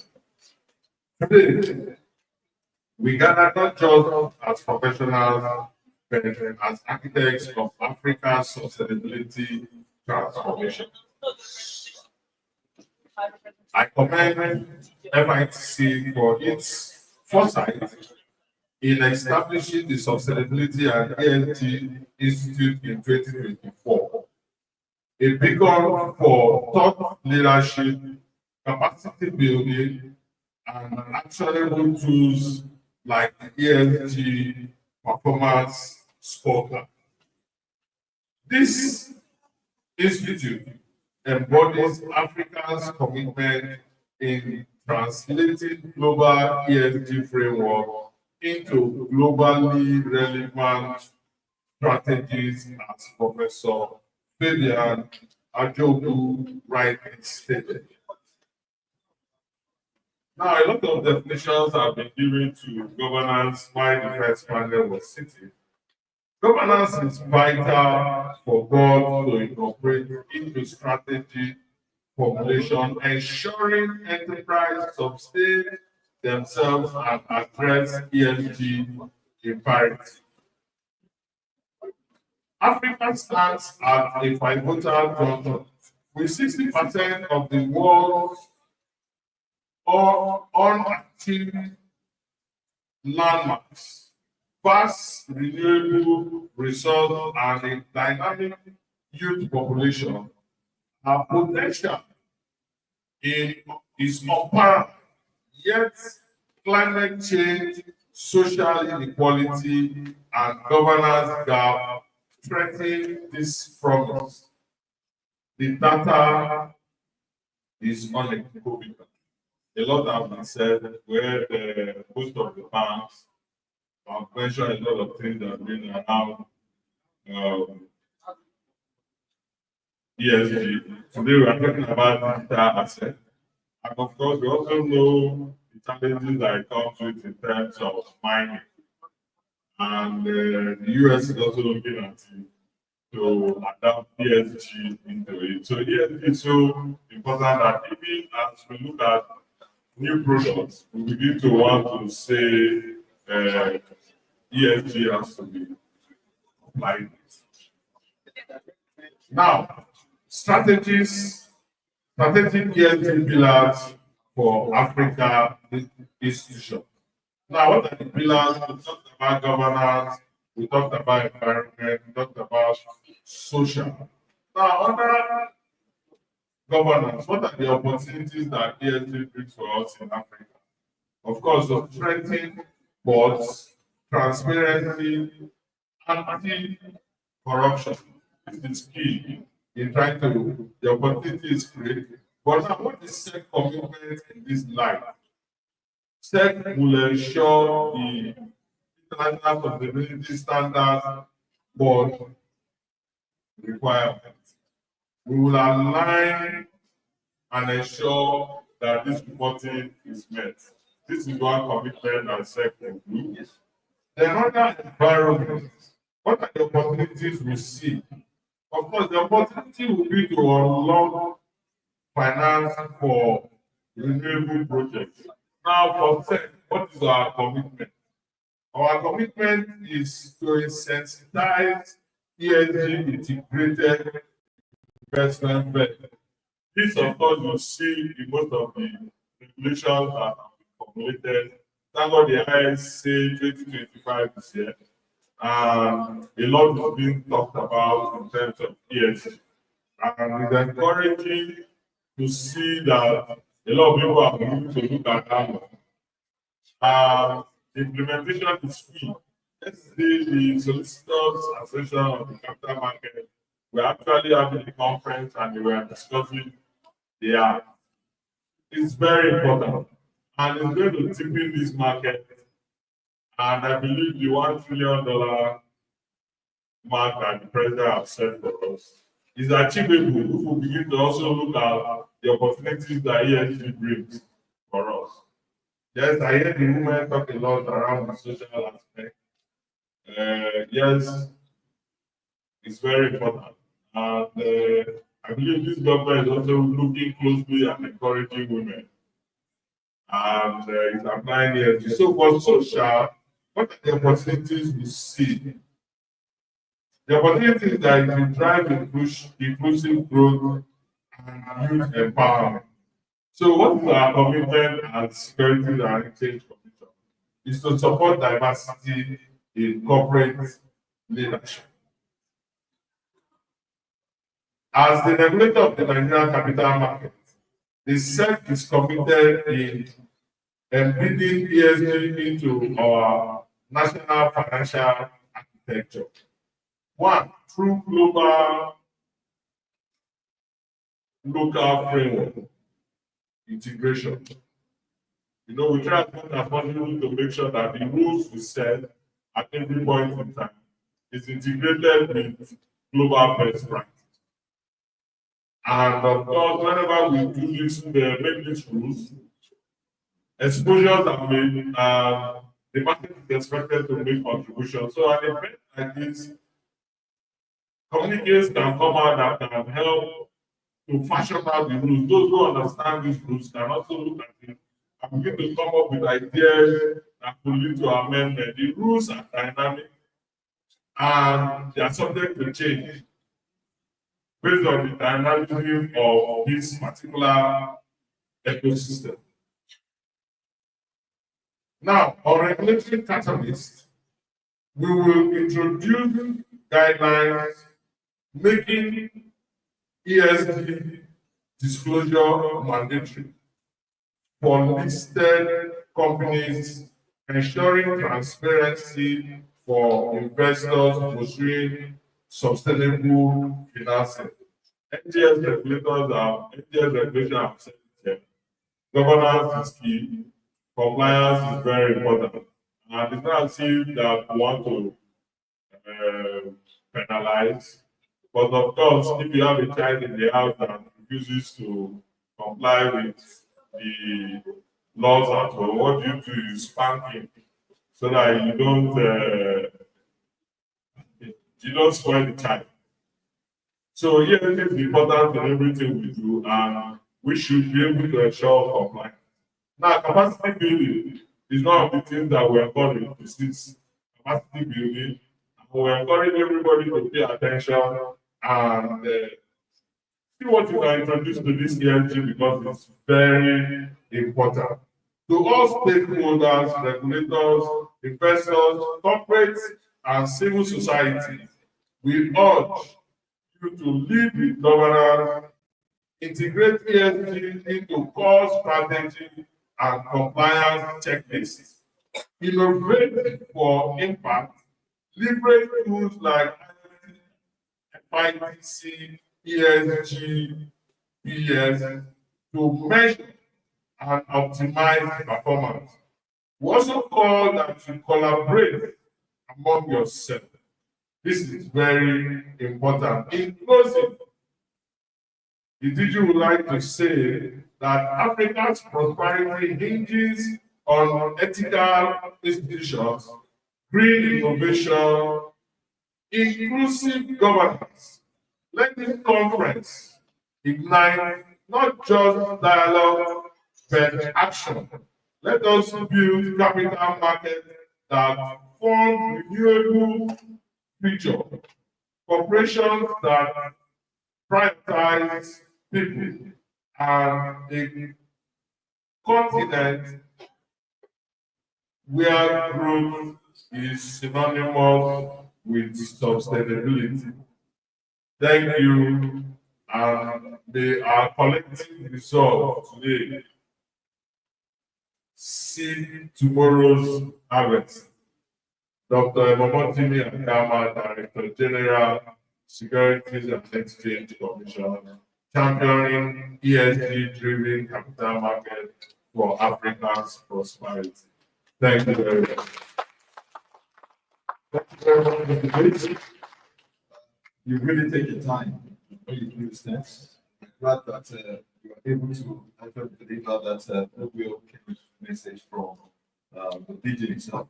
Thank you very much. I want to quickly recognize certain individuals in our midst. The Executive Director for Wholesale Banking at FCMB, one of the banks I bank with, and the person of Mr. Obaro. Please can you put your hands together for me? Please put your hands together for me. Thank you very much. I want to recognize you. We also want to quickly recognize in our midst the representative of the DG of NIIA in the person of Dr. Adesua. Please can you put your hands together for that? She's announced somewhere. We recognize you, ma'am. Thank you very much for being here. It's interesting also to note that online we have some of our online representatives, and these are individuals who are doing well all the way from the Central Bank of Liberia. We say a big recognition to you, Mr. Gray Lawrence, and of course all of our online participants. We recognize you. Thank you so very much. At this point in time, ladies and gentlemen, I want to quickly, as a matter of fact, invite one of our distinguished guests in the house to actually speak for the next 2 minutes, I believe, because some of these things actually help for us to put all of this on record. Just a moment, let me be sure that I have my detail right, so that I do not invite somebody else. At this point in time, ladies and gentlemen, for the next 2 minutes, just to share with us our insight and good message, I have in person the executive vice chair of the Baywood Group, in the person of Emperor Chris Baywood Ebe. Please can you put your hands together for him as he comes up to speak with us for the next 2 minutes. Thank you so very much. You're welcome, sir. Thank you, everybody. Good afternoon. Time is spent already. I'd like to thank Dr. Chindo, who personally invited me to this event today. I have written something that's worth reading out. I'm not giving to reading speeches, because I consider speeches or write-ups as just reading out things without thinking through. Even when you think through it and present it, people may not follow. So I'm always very inclined to make all sorts of I want to make. And by so doing, I beg to kind of realign, just take very topical issues as it were. And one of those things I want to talk about is ESG, commitment, under commitment. We have commitment from government. We have commitment from businesses. And then society at large. And to try to break it down, one of the things businesses go through, why people don't consider taking on ESG quite a lot, is every business is always thinking what is their growth. And what is really about ESG. We're all headed, not going to go through those chronological explanation of what ESG is all about. But for us as a group, we consider ESG very, very important to us. Almost along the line of what every speaker and every panelist here has spoken. And talking about the likes of Zenith Bank, what they have done, and what they are doing as a company and as a group, we have considered such environment as a contribution to the society as our part of our ESG. Have done roads on our own.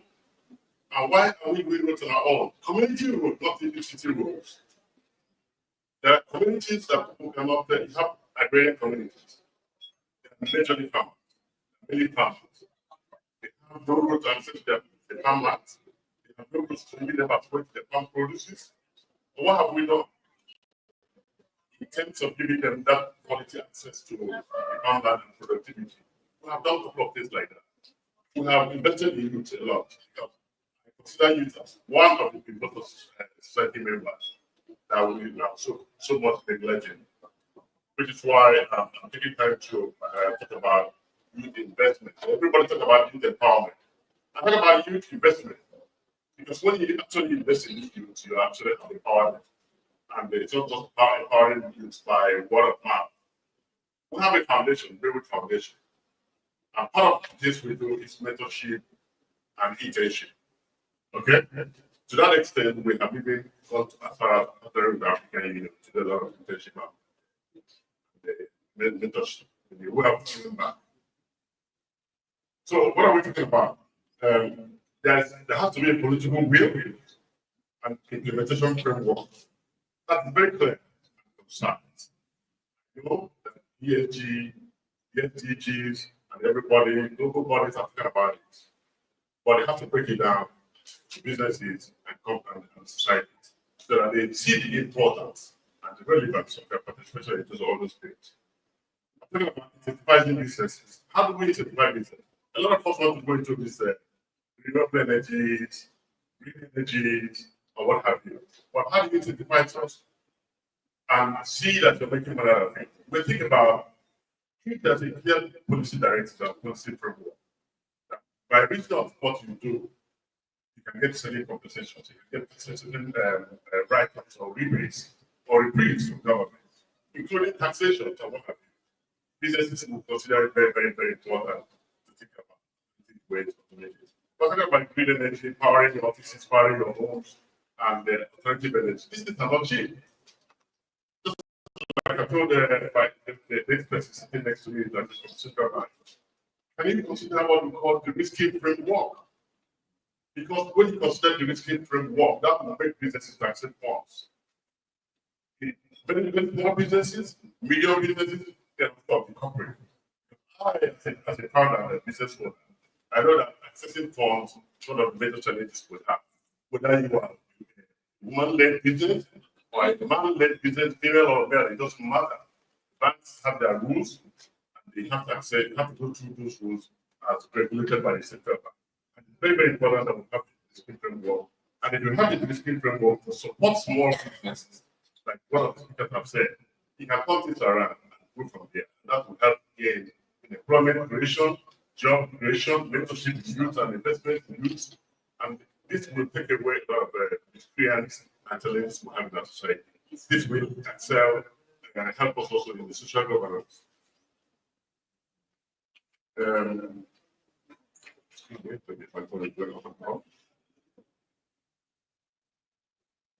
So, the society, I said again, clear policies for youth investment through mentorship and internship. One of the things we champion, and we are continuously champion, is to have an internship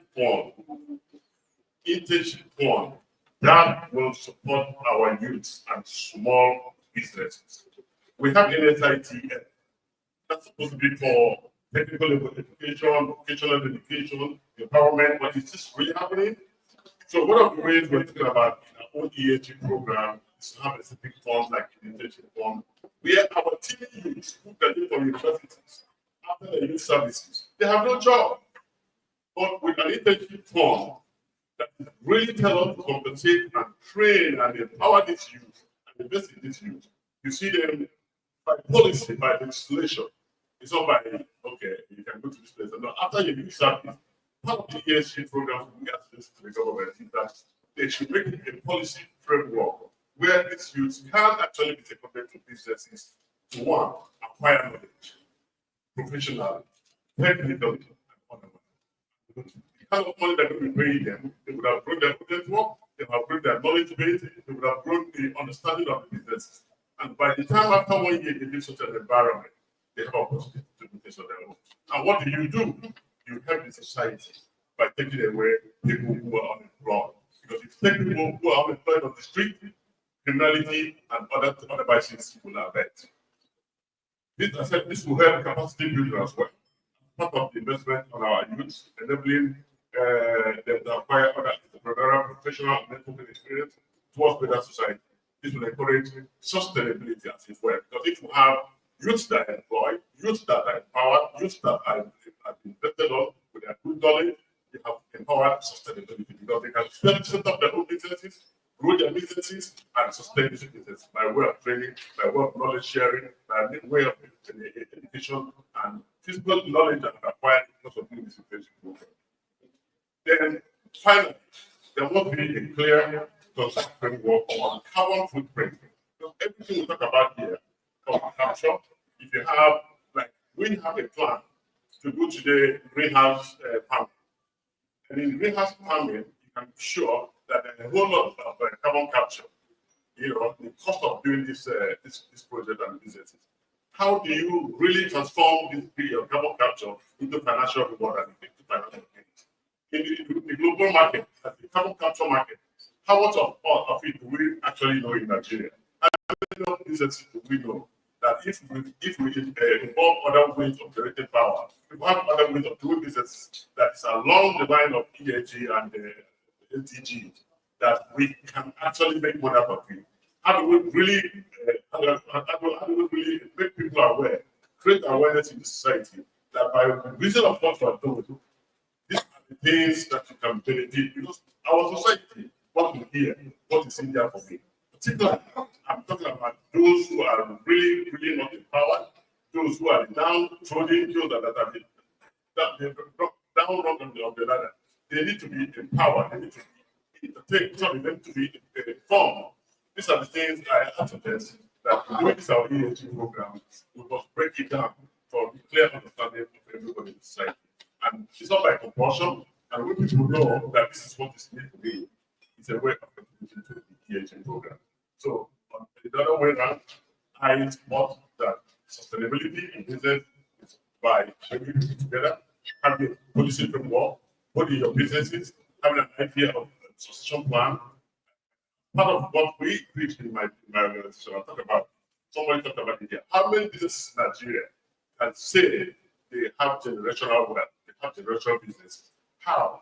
Corporate governance, clear policy framework, clear understanding of where you're starting and where you're going to.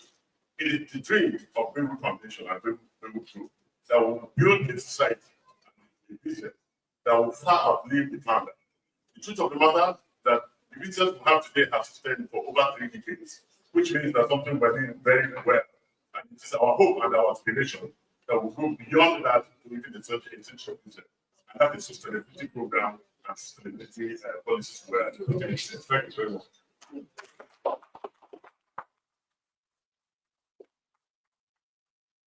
All right, ladies and gentlemen, that has been a very insightful contribution that, as a matter of fact, helped us to put all of this in light. And this is the way to go. I hope perhaps in the next edition, we'll be looking forward to not just the support of the main group, but we also would like to have you also understand, because I think a lot of this insight is to share, especially when it has to do with models that we can integrate. And then, ladies and gentlemen, I imagine that some of you have been trying to download the QR code, right? The program, and it's not going. Okay, I think it has to do perhaps with it went on your side. Okay, I was going to say maybe the introduction in this side is too strong. However, what's going to happen? We are going for a short tea coffee break, which is just focusing about at a restaurant. When you get out of this hall, please try to download it again. You can rest assured that it's going to come down so that you can follow the program, especially with the profile of our speakers and panelists. All right. So, ladies and gentlemen, on this note, I would like to quickly announce that please be mindful of your personal items, your mobile phone, your laptops, your handbag. And tea break is going to be for just 10 minutes, and then we're going to be getting our rest of our team back in here. All right. So, just a moment, ladies and gentlemen. I have one more announcement to make, so that I'm sure that we have one. But I think I just have to adjust that a little bit, ladies and gentlemen. I've just been instructed that we'll just take the second plenary. The second plenary will go in for the tea break. And I think that that's going to help us perhaps draw in the program so that we don't compromise on the things we need to do. Well, the instruction, if we have Madam Louise, actually, I've been looking at the phone before this, like, I have looked at in this situation.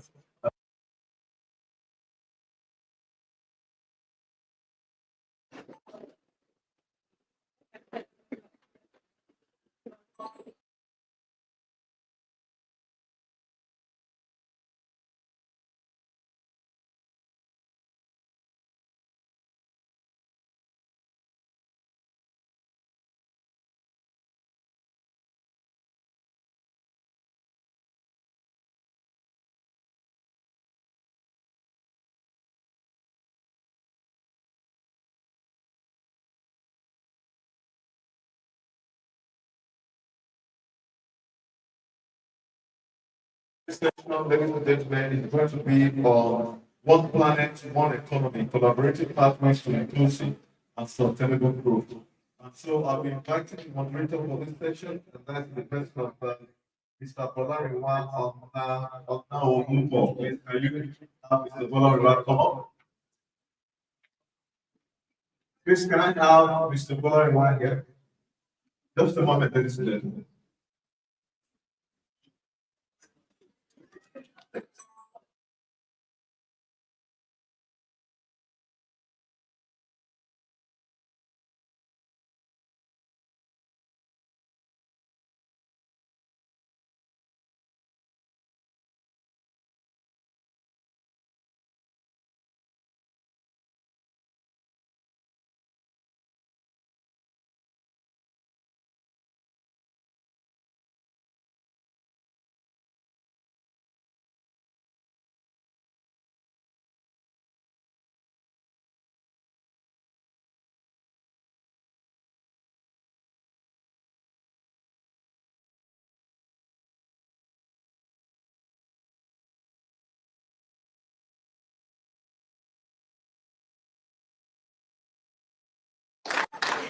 Will that be comfortable for you because you're moderating the session, so I would recommend you sit in the middle so that just I don't know. Our lead speaker, ladies and gentlemen, is engineer Lovely Okoye, the senior sustainability manager for Esg Conference. Please can you put your hands together for Lovely Okoye? She has a picture to present, and then she's going to be doing that, and then that is the tone for the next session. I also have Madam Grace Amadi, the General Manager for Joint Venture Partner Relations and Supply. Please put your hands together for her. She's in the house. I believe she's in the house. Thank you very much, man. Good to see you. And secondly, I also have Kepas, yes, lead AECF Africa Kenya. We surprised you can see, yes, in person. It's joining us virtually. Of course, Ibene Okeleke, MD Energy Training Center is joining us. Please, can you put your hands together for her? Great. You're welcome, madam. Please watch your step. We're going to work with two microphones at the case for me. At this point in time, the profile of each of our speakers is in the program. I hope you'll be able to step out to download it as you can so that we can have all of that you can follow through. And that's going to help. Because of time, we just go straight in for this particular session for the next 45 minutes. Over to you. Thank you very much. And it's a pleasure to be here. All the populations is one actually eating the nail on the head to find out the issue of ESG sustainability. And then, like some of the international I think is sustainability is a much more broader concept. It seems that whenever we talk about sustainability, everybody's mind is something. Everybody's mind is something about it. But we need to be a lot more than that. Sustainability applies to every system, whether it's cultural system, economic system, and it talks about the ability of that system to remain viable over the long term. And remaining viable over the long term implies overcoming shocks, overcoming stress that threatens the fundamentals of that system over the long term. Whether these shocks are coming from internal, whether these shocks are coming from internal, that particular system then needs to be able to adapt and adjust and prove itself to be resilient over the long term. And that is essentially where the notion of sustainability then comes into play. And then ESG then becomes environmental, social, and governance issues that threatens the fundamentals of the business, how the business is able to overcome those particular threats, factors, shock factors, and remain viable over the long term. So without much ado, I would like to invite the keynote speaker. Again, it's time to take the right. I'm waiting for the technical team to lead that conversation. And as we converse, I would like to make a clear addition that I don't know, this particular audience, we have a whole lot of different ideological perspective, I am an all-repentant free market that seems to have some that have significant interest in social protection and environmental conservation. But at the core, I believe in human. So if I'm not aligned with those that are from the NGO space, please forgive me. But it's also been established a strong connection between being able to solve problems and giving people enterprises to function the way they should. So I believe the slides are ready, and I would like to invite a lot of people. Thank you so much. Good afternoon, everyone. Good afternoon, everyone. Good afternoon. I should amplify my voice. Good afternoon, everyone.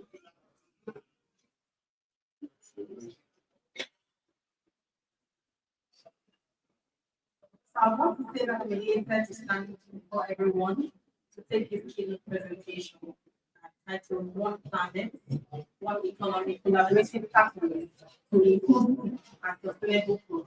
So I'm going to break it into two. Deep or two compounds. So I'm talking first One Planet, One Economy. We'll digest it and understand it. Then we'll now move towards what collaborative pathways we need to adopt to have a sustainable and inclusive growth. So I'm expecting that we're listening attentively, okay, we also think actively so that we can push forward this narrative to become ambassadors of the initiative that we're going to talk about. Yes. Okay, so when we talk about one planet, one economy, what are we looking at? We are looking at how to really define prosperity or profit within the boundary of the ecosystem. So there we have what is called planetary boundaries, there are 9 of them. We're looking at the prosperity that fits to those boundaries, not at the detriment of the ecosystem. So once you hear that word, one planet, one economy, it's looking at a growth that is sustainable, not at the detriment of the ecosystem. So why does it matter? If something that finite. So we look at water at the time was not to be non-finite. All of us in 2020, when there was water crisis in South Africa, then the essence of water, how water is finite, became topical. Okay, people have started researching to understand that we have part of the whole water body. About 70% is in ice form. About 70% are not fresh, so they're not used there. They are behind. Okay, even the 30% that you can call fresh, about 2% of them are not. Okay, some are partly glacial, some are in icebergs. So water is a finite resource. It doesn't mean that you can exhaust it. So if resources are finite, you have to use them conservatively and carefully to ensure you have enough for the future. That's why sustainability is defined as development that needs to be sorted now in such a way that you not jeopardize the ability of the future to also meet their own development. And that means current economic models, they see ecological limit. They are saying that okay, Tesla was at the time grow. Why? They are saying that they're producing electric vehicles. But then what is raw material they're using? You're using copper, not just soft copper. Okay? You go to Congo, you find out that it's child labor. So this is trying to achieve prosperity, but at the expense of the ecosystem, at the expense of the planet. So when you talk about planet sometimes, associated with the virus living things and non-living things. So at the expense of humans, but then you're making work. Climate change, biodiversity loss, and pollution are symptoms of imbalance. So this boss was sustainability. What does it mean? It means a holistic development, a sustainable development that will uplift you. So I want you to view ecosystem or the world not as an inheritance from your forefathers, but as what you borrowed from the next generation. So you remember when a lot of us like the financial sector. So once you borrow, what happens? You have to use it carefully. Okay, so that you'll be able to pay back. If you be it in that dimension, you'll be very careful about each and every of our actions. Next, please. Next. Next slide, please. what is the one planet economy? Okay. It means an economy that operates within the ecological capacity or boundary. Okay. Now, if you look at the 9 boundaries there, you'll find that there's only 2 that is showing green. We have exceeded the remaining 7. Okay. If you see climate change there, and why is this so? Before the pre-industrial era, we are very much below 1.5 degrees Celsius, but now, after the pre-industrial era, we are even trying to get there. And the Paris Agreement is trying to tell us in 2 years, we are around these, corners. But then what is happening? Because of our anthropogenic activity, we're already experiencing that, and the impacts are already here with us. Then you also see some novel entities like nanoplastic, microplastics. Some of these nanoplastics, you don't see them. They are still thin, but they cause a lot of cancer, they cause a lot of issues. There's a recent analysis from CNN that people in the moon that choose that are present in the moon, that there are traces of plastic in their bloodstream. So it tells you that there's a call to action. Everyone's time has to be on deck. You want to have this issue that is global and affecting each and every one of us. On the left-hand side, we see the World Economic Forum analysis that in the next 2 years, these are some people issues that will be risk factors that everyone has to focus on. And next 10 years, I think about 4 of them, from 1 to 4, is about covers around the environment. So it tells you that this environment that people talk about, we're not just talking about it because it's worthwhile, big, and the impact ahead with us already.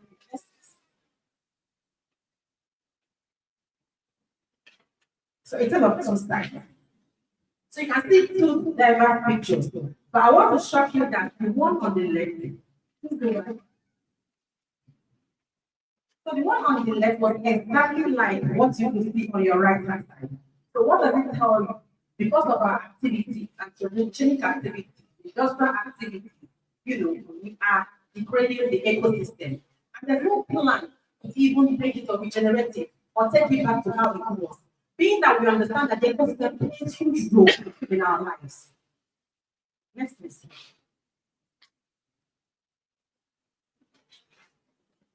So key principles of one planet, one economy. So when you say this is a one planet, one economy, or one planet economy, what are you looking at? You're looking at resource efficiency. You're looking at do more with less. And it even stems from the point of material sourcing. So right now in the manufacturing industry, there's something that's called lightweighting. So when you want to produce packaging material, you don't need so much space, use less, you reduce the damage because you don't want to generate so much waste. In fact, that's what EPR is also driving.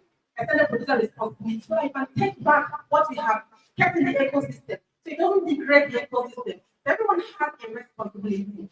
There's circularity. So you have to design out waste and pollution. So circular economy basically deals with ensuring that there's less and minimal waste.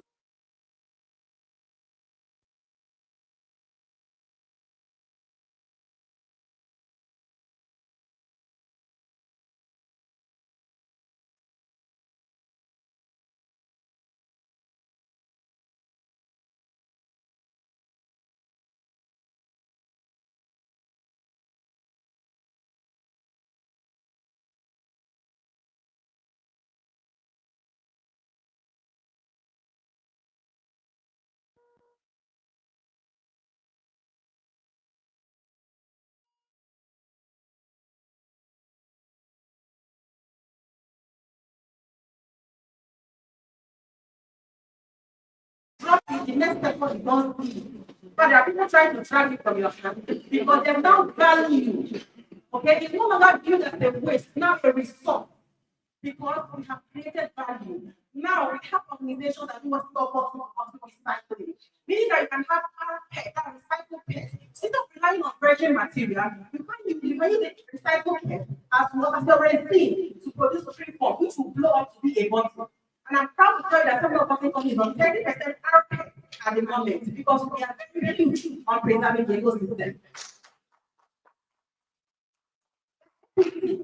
Access to resources and opportunities, regenerative environment. Let's talk like this. Can you go back? Global examples, Costa Rica, high human development in low resource. So I want to take you from national organization and then your role as individuals. So if you look at this nation, in fact, this is something Nigeria should emulate. When you stand strategies, their policies, they consider ecological footprint. And you see it, transcending into their GDP. Look at Amsterdam. They have a sector economy roadmap. They are expecting that by 2050, they will be zero in terms of negative footprint. I would like to spotlight Bhutan, which is in Southern Asia. This is coming to the next one. I don't know if you have heard about gross international happiness index. Have you heard that before? So I want to spotlight this nation. If you check online for the country that has a negative carbon footprint, this is the only country that you will see that has a negative, meaning that the quantity of GHG that they are emitting, that they are taking back much more than that. And why is that so? They have huge forest reserve. 70% of their land mass is forest. What about Nigeria? We are on 12%. We're on 12%. About 3 to 4% of the hectares of our forest coverage are being regenerated every day. Sometimes when we talk about sustainability, I will try to look at the rural areas, what they are doing. People say, no, these people are more sustainable than you. But because they don't understand, do you know that if you look at our MDC, the latest one that was rectified, that cooking takes about 15% of energy. So if you look at our energy contribution, cooking takes about 15% of that. That's huge. That's huge. Why? Because the rural area, they fell trees. And then they don't policy to ensure that once you fell trees, you plant back. There's no afforestation policy. There's no reforestation policy. If you go to Lagos, Magodo, if you come country, they'll tell you plant family. Plant up to 5 trees. So these are things that we need to be encouraging so that we can have a preserved ecosystem. So how are we able to achieve that? Domains, they have about 9 domains, which are listed here. They have about 4 pillars. A country has sustainable development as a pillar. And they have cultural preservation. So for them, they feel that for you to achieve high GDP, you have to attack the root cause. And the root cause is not money. It's not the economy. Sustainability hinges on 3 pillars. The environment, social, and the what? No governance. The environment, social, and the what? We talked about this all day. The profit, and the people. So I want us to distinguish between sustainability and ESG. So ESG is a framework, investment purpose framework, that helps investors to be sure that whenever they're putting their money, they're going to have the return. But sustainability is different, it's a wider concept, and it has 3 pillars.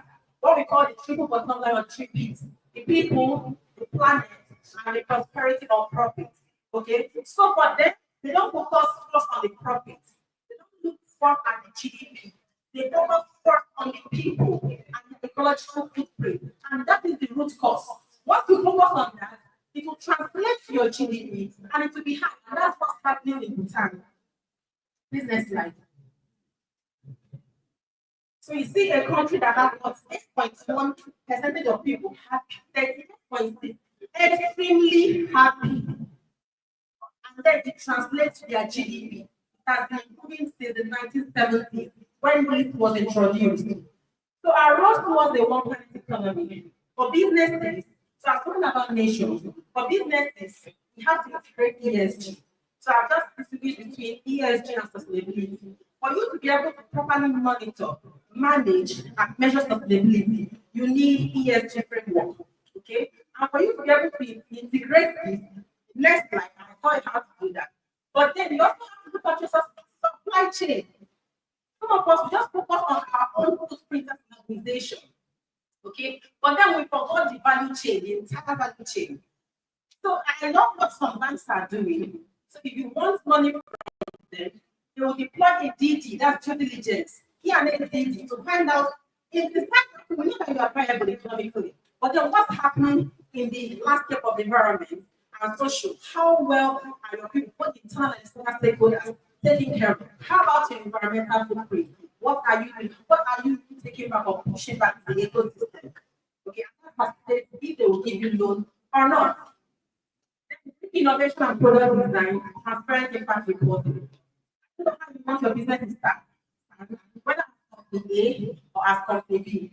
The choice is yours. Next, please. Next slide, please. So if you want to develop an effective ESG strategy, first there has to be a baseline assessment. So it's very wrong for you to come to an organization, even if you are the one that is setting up a sustainability desk, and tell them that they have not been sustainable, or they've not been doing anything that is related to sustainability.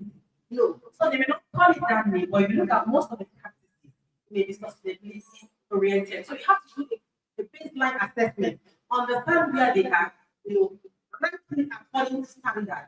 You can adopt size B, you can look at GRI standard, you can look at even the IFC. So try to rank it and then identify what they should measure it. And also to facilitate this, you need to deploy an effective ESG maturity assessment. But before you do this, you need to rank the stakeholders, understand the stakeholders that matter, deploy it amongst them. It's always good to do a double materiality so that you can look at the financial aspect and the impact aspect. Then engage the stakeholders on those issues and set clear pillars. Okay, so some organizations will make it broad, they'll say their pillars are ESG. Some will make it, some will adopt the 7 pillars principle developed by Dr. D. Some will look further and say, okay, I am focusing primarily on my principles, and these are my pillars. It is not on those pillars, on the premise of those pillars, that you cannot start setting targets. And then these are goals and then activities to enable you to achieve those targets. Then please is do governance around it. So it's expected that once you develop a strategy, there has to be a policy to drive it. And if you look at IFC, F1 and F2, driven by FRC, they'll tell you that there has to be a top management framework. And in fact, it has to be driven by the board. So there has to be a board level oversight to guide this business plan. Next slide, please. So integrating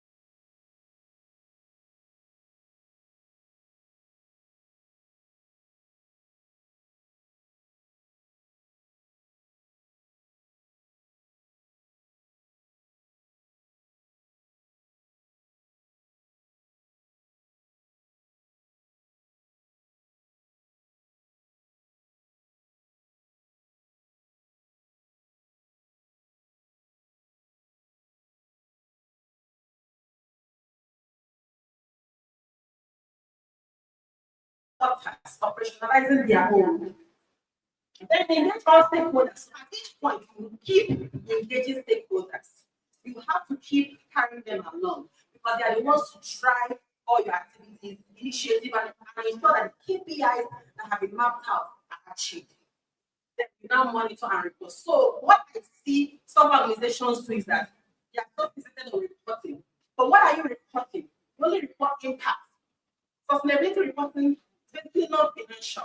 So if you have not made an impact, what are you reporting?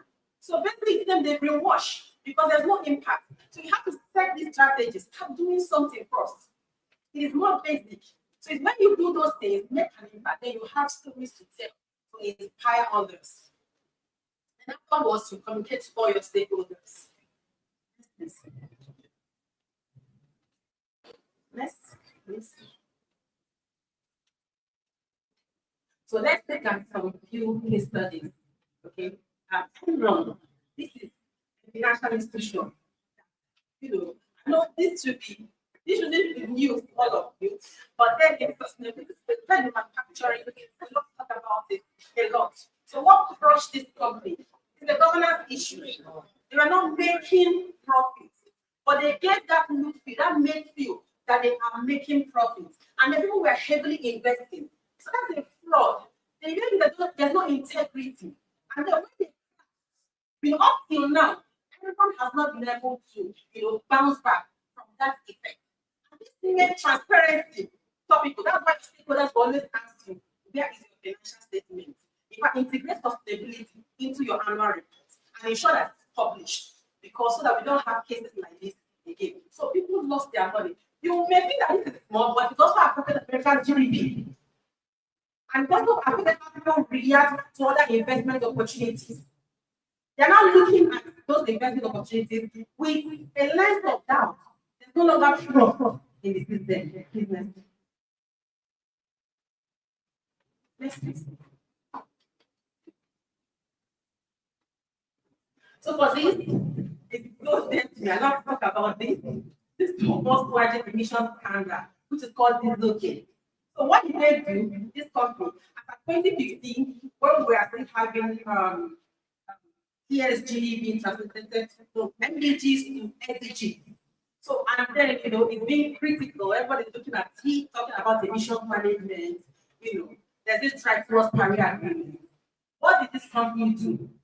They made sure that the emissions, the pollutants, which are also GHGs, from their vehicles, once you measure it, so they install a cheap sensor that once you measure it, it will reduce it by 40. Okay? So for when there are so much pollutants going to the environment, that is making money at the detriment of the people. So do you make money at the expense of the people? That's not sustainability. Sustainability is holistic. There's people element, there's the planet element, and then there's prosperity. So it's not just prosperity at the expense of people. And that was what this organization did. And then it cost them a lot. In 2 days, their stock went down, their CEO resigned.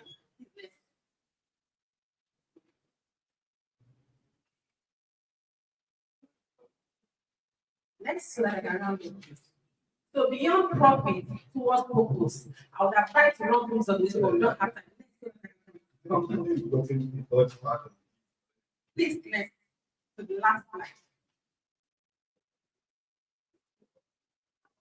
Okay, so Nigeria is also doing something. Collectively, we can rethink growth, measure what matters, collaborate across sectors, and play a steward to the environment. Thank you. Thank you very much.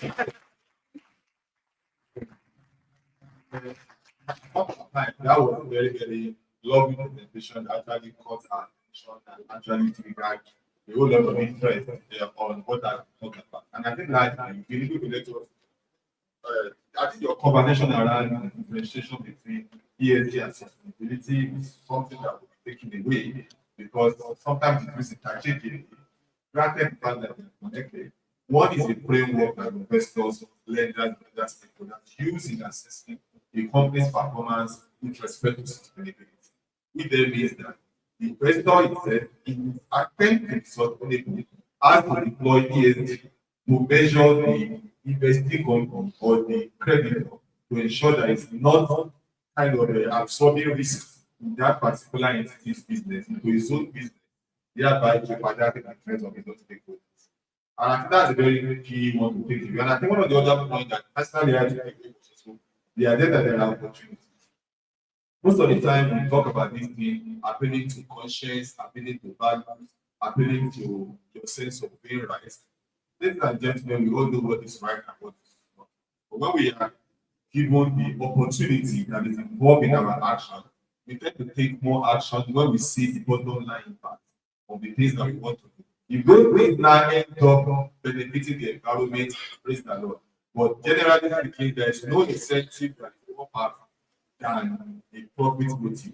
And that is why you see all those plastics are no longer working because people are seeing the benefit and the value in it and creating an economy.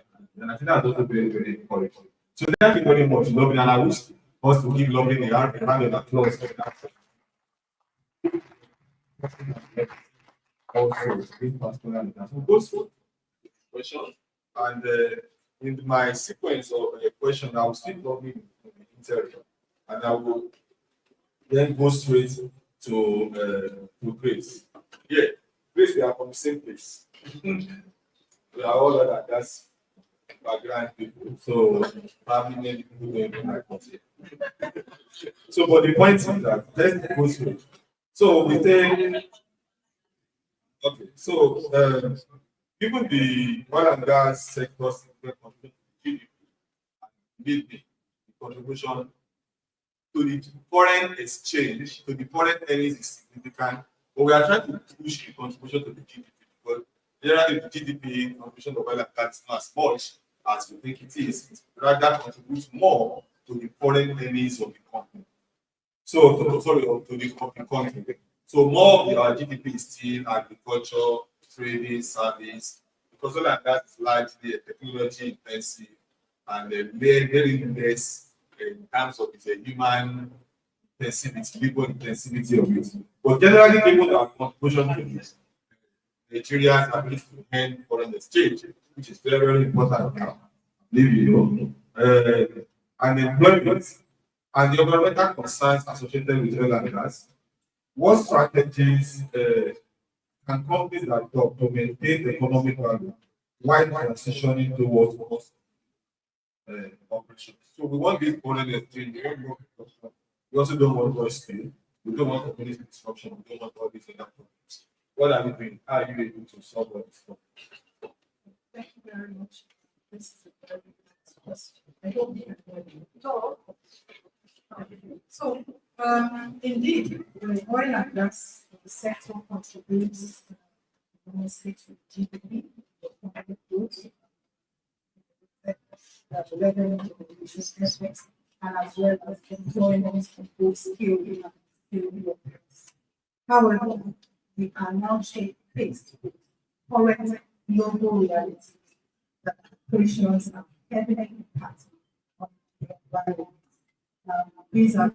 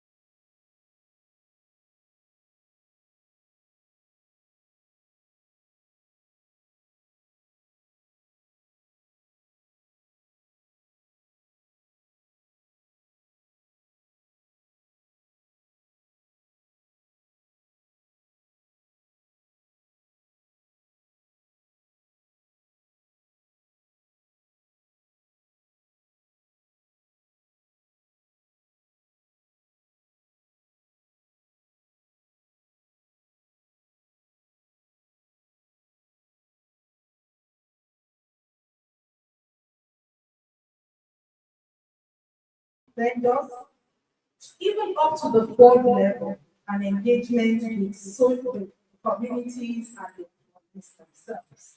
So how has Tesla integrated ESG in its business? In fact, ESG and sustainability is a license to operate with us. It has formed a core decision making for our business within our three pillars of business. Our first pillar is pillar one, which is the oil production. The second pillar is pillar two, which is the midstream gas production and processing, and the third pillar is recycling. Quickly speaking to the oil and the upstream sector, which is the oil, we have an end of routine flaring, because in our operations we have to have some non-routine flaring for operational reasons. But on end of routine flaring for sector legacy, which is talking about before the acquisition of mobile producing is targeted for Q4 2024. And we have seriously ensured we are on track with that. What has that meant for us? We have procured gas compressors to compress those gases that would have otherwise been routinely flared, and then we turn on waste to them.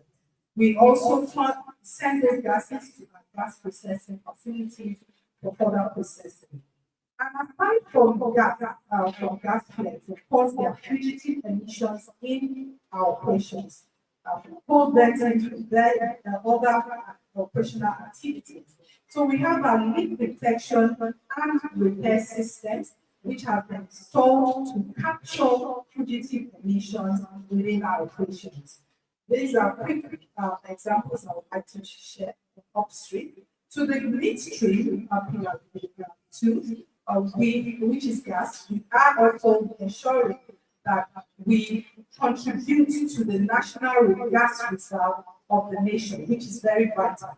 Remember that the energy transition, and gas is now taken as the key energy transition field, and Nigeria needs that volume of gas. So we are contributing by building and enhancing our capacity in our gas plants, our annual gas plants, satellite integrated gas plants, and as well as processing this gas to useful products that can eliminate the environmental and chemical sites, such as the LPG, as has been said today about cooking and the volumes, because local communities would rather use the firewood, charcoal, kerosene, and this contributes to the environmental and health risks. So replacement of having cleaner cooking. Then the renewable, we are also working a lot in that space. There are various levels of review stages. We also have now I'm going to talk about the other aspects of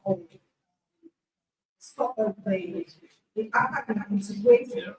We have to ensure that we invest sustainable innovation. Today we are talking about electric vehicles. 20 years ago, we were just probably a dream. As much as we are not yet there, but what are we doing? We have a lot of technologies in the space, drilling technologies, local, no longer doing deforestation as we used to be, so we could stay in one spot and drill thousands of kilometers away to have operational efficiency, cost reductions, and HSE incident reductions. We accept that. We also know about the CPU that the likes of Aramco, Saudi Aramco, and Total are doing, but for that, I would like to emphasize a novel innovation that we have, which we partnered with the Edo State government, and that is on our signature project called Street for Life. So aside from looking at the hardcore technical man-made technology, we're looking at what can nature afford to provide to us. So for planting of trees, we have started planting of trees in our operational areas, and as you know, trees are good sources of carbon sink, but we are using the local communities, therefore empowering the local communities, having food security, biodiversity problems solved, and up to the point of looking at potential for carbon credit for Nigeria. So the last bit on the build skills in the decarbonization world that we have been, the truth is that we have to learn, we have to unlearn, we have to build the right relevant skills. For example, one of the days now when we have probably engineers that will not be thinking about GHG emissions, capturing and data measuring, etc. Gone are the days when you have project managers do with a lot of projects, so they would not just be thinking about the economic value of that project, but we must take the significant consideration of the environmental community issues around it. Gone are the days that we will have often looking at ESG data analysts to understand that we can interpret the ESG data to give us a better narrative about what we are doing. And our company, we also have board. There's an ESG punctuation program. We have a dedicated sustainability board, so that tells you the level of consideration this is given to. Essentially, without sustainability, you would not be assured of the survivability. Thank you very much. Let me conclude that has been at the center of attention concerning sustainability is in oil and gas.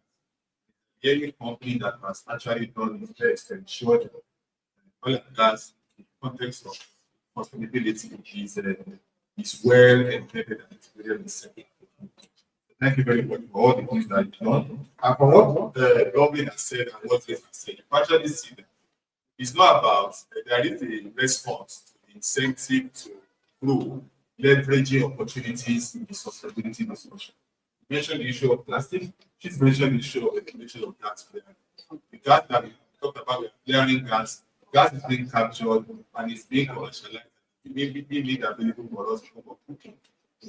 So you can see that while we are also trying to reduce emissions, we are also making energy, contribute to the energy security of the country by ensuring that we have access to energy from gas, while also protecting the environment because that gas then helps to avoid tree falling and things like that.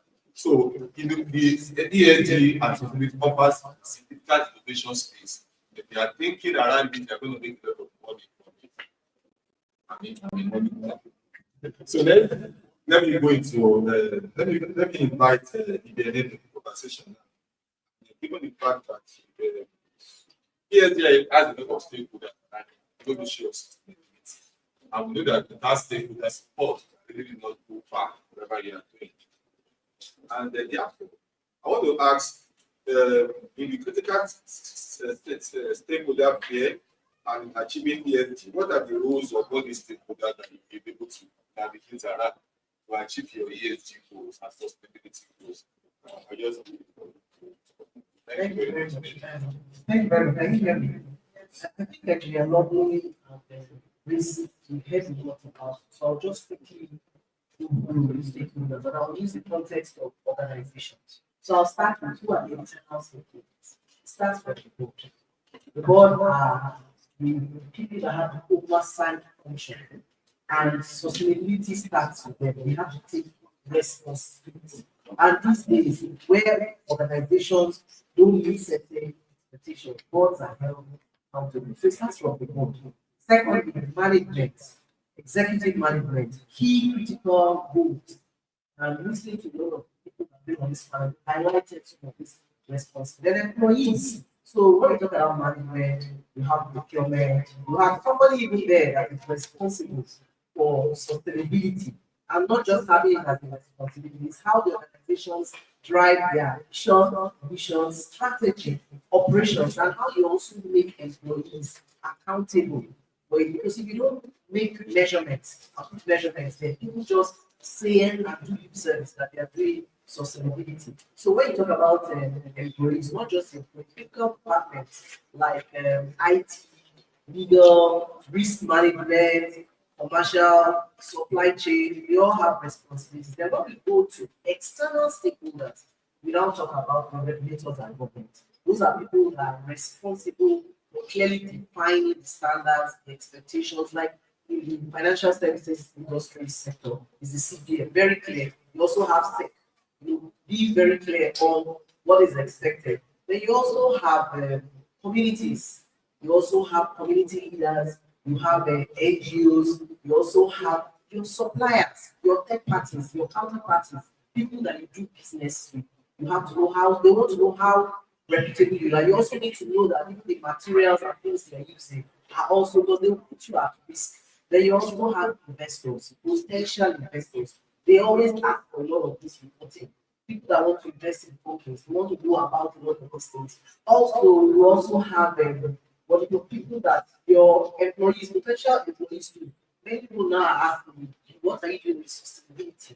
How am I sure that there's safe work practice here? Is there fair work practice and all of that? We also have people that potentially, your lenders, financial institutions. Now, let me give you an example. I run my own business. I do a lot of work, predominantly in the energy sector. So I was trying to get funding from a foreign donor. And even when we bid, they constantly ask me to respond to ESG questions. So we really need to know that it affects everybody. It impacts on everybody, the communities that you play. You know, people want to be sure that this organization, are they doing things that like we heard about sustainability. We want to keep the planet, the people, everything, the environment safe today and even for the future. What are you doing? What are you doing? So the role of sustainability and ESG is collaborative and collective. Every person has a role to play in the organization in ensuring that we actually meet and achieve this ESG standards. Thank you. Thank you very much. And everybody that is connected to the vision and mission of the organization has the role to play, making sure that that vision and mission is realized. And when you look at company vision, it's usually long term and far reaching. For the company to achieve its vision and mission, which is usually long term, it implies that that company has to stay in business. And to be in business means to address what the stakeholders and also integrate stakeholder contributions to the strategy. Thank you very much for the day and for your thoughts and for your skills. I also thought it very concise and very much. Thanks. I will go to Kepas now. Kepas, we have not abandoned you. You know you are there, and we are very, very eager to hear from you, especially with respect to the idea that ESG is looking up the opportunities that we have seen. The more you engage on the subject of it, there was no Tesla before, there was no gas capture, like circular economy, green economy. All these when you hear economy in front of it, I get excited because that means that there is business to be done. But then there's also good to be realized because of doing the business. So the point now is that when you look at it, Kepas, considering the opportunity that ESG has now, concentration of ESG has now brought to the table, concentration of sustainability has brought to the table, whether in terms of renewable energy, and we are seeing a lot of cost savings in terms of even availability of energy security coming from the adoption of renewable energy, use of railways, power, across Africa, helps hopefully, including inclusion and all those areas, what agricultural sector, actually every sector has got into the sustainability conversation, and they've seen values that they are able to unlock from that area. So as an investor looking outside to all these opportunities that is coming in, and what is it that will give you the biggest confidence before you put your skin in the game concerning all these opportunities that is put on the table across multiple sectors, across the continent as a whole? Over to you, Clever.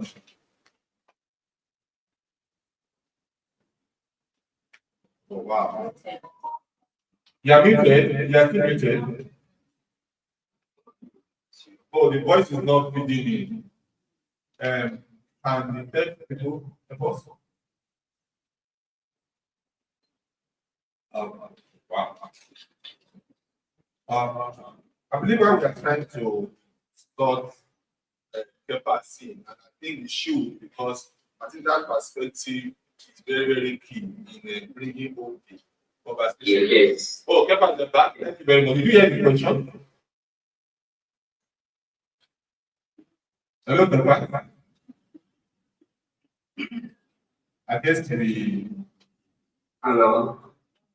Yeah, hello, Kepa. Can I hear you? Did you hear the question? Hello, you getting it? Yes, yeah.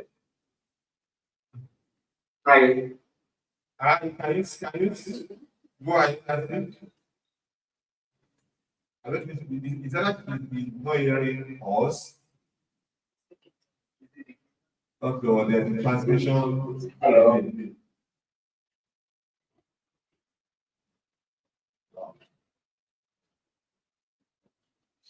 Okay, I believe we can continue because of time, because I get the one standing between you, the one standing between us and I guess you should just go ahead.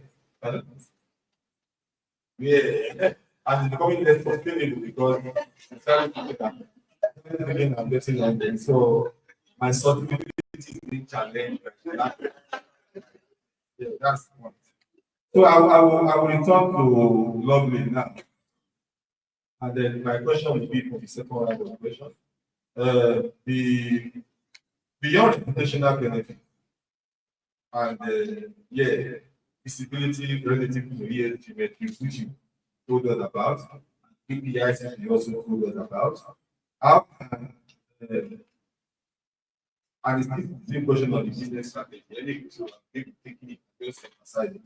How do you then, beyond having good KPIs, having, you say that it's not only good to count, but also to count things that count. So with KPIs that become, we have KPIs, but with KPIs that it's about counting what counts. So from that point of view, I want to look at how you can use all these KPIs to drive performance. I had something in the morning when one of our speakers, which I didn't disagree, I tend to make a lot of trouble and debate during the now. But that money says that Nigeria should be first green fund. And I'm saying, so what? 80, but the positive business in Africa. We are paying all the money to DSTV. What does that mean? So being the fourth is not anything. The green bond that we issue, is supposed to be used to finance projects. I'm more interested in the project and the impact of the project than the idea that we raise money and we are what we should green bond. I've not got it. So when I hear government and corporations say something like before, I say, so what? What is the cocoa? What has been added? What has changed? So how do you make this changes happen using your KPIs? And that's the your KPIs count based that count. Oh, sorry, you have Thank you so much for the question. If I would have it correctly, how do you ensure that KPIs that you monitoring and measuring count? Is that the question? No, that the attack contains the matter.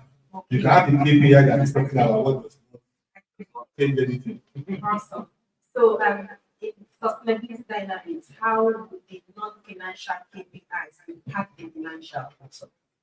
Because when we go to a business person, in fact, generally what we ask, what is the purpose of business? People will always look at the financial, is to impact life, is to touch lives and all of that. But beyond that, the business needs to be sustained. And for a business to be sustained, that means that you have to stick to that big bottom line. I'm not talking about the triple bottom line now. That business has to be sustained. The financial has to be catered for. So how would the non-financial sustainability matrix drive performance? It means that it has to also speak to the financial. It has to be qualitative. That's why I love the ISF standards. It's not just looking physically on the impact, but also looking at financial. It has to be interwoven. So I would want to maybe speak to about 20 KPIs, and then we can look at how we can infuse it so that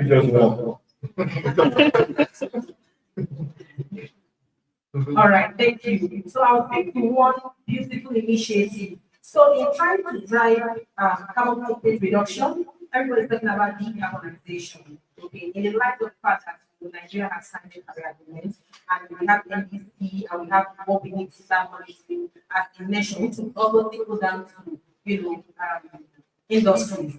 So in light of decarbonization, for our industry, we are not high on scope 1 and scope 2, but we're very high on scope 3. Okay, but then to even drive decarbonization, we have to look at some metrics, and one of that is maximizing reduction of the use of fossil fuels and tilting towards biomass. Okay, but how do you make the organization tilt? Because basically most of the time they are carbon intensive projects.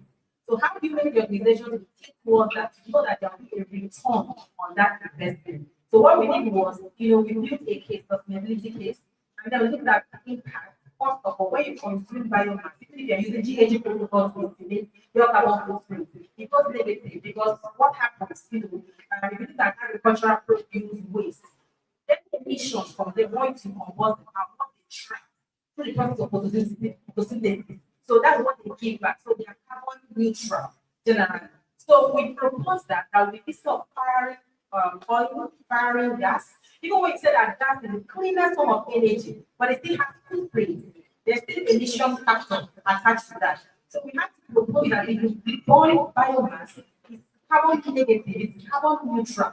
But then again, there's high return on investment. Can you imagine that a project that you estimate to cost about 90 million, you have a return on investment in 2 months, and then you start recovering your stuff at all. So with that, we're able to drive that because they have still have a non-financial type of financial, and then also we are decarbonizing us. But also because it allows you to contribute cheaper to that's right apply it. So my application and after actually yes, in the new idea of focusing, having that focus to ensure that you actually see the impact of what you are doing. Yeah. I think that I'm getting some signals, but so we will speed up the conversation moving forward. So I would like to go back to Kepas. Kepas, are you back? Can you take it to the room? I think Kepas.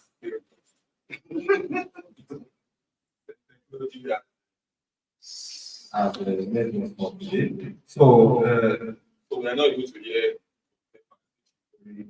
But while we are still looking at when we still keeping it alive, we're going to get them back into the room.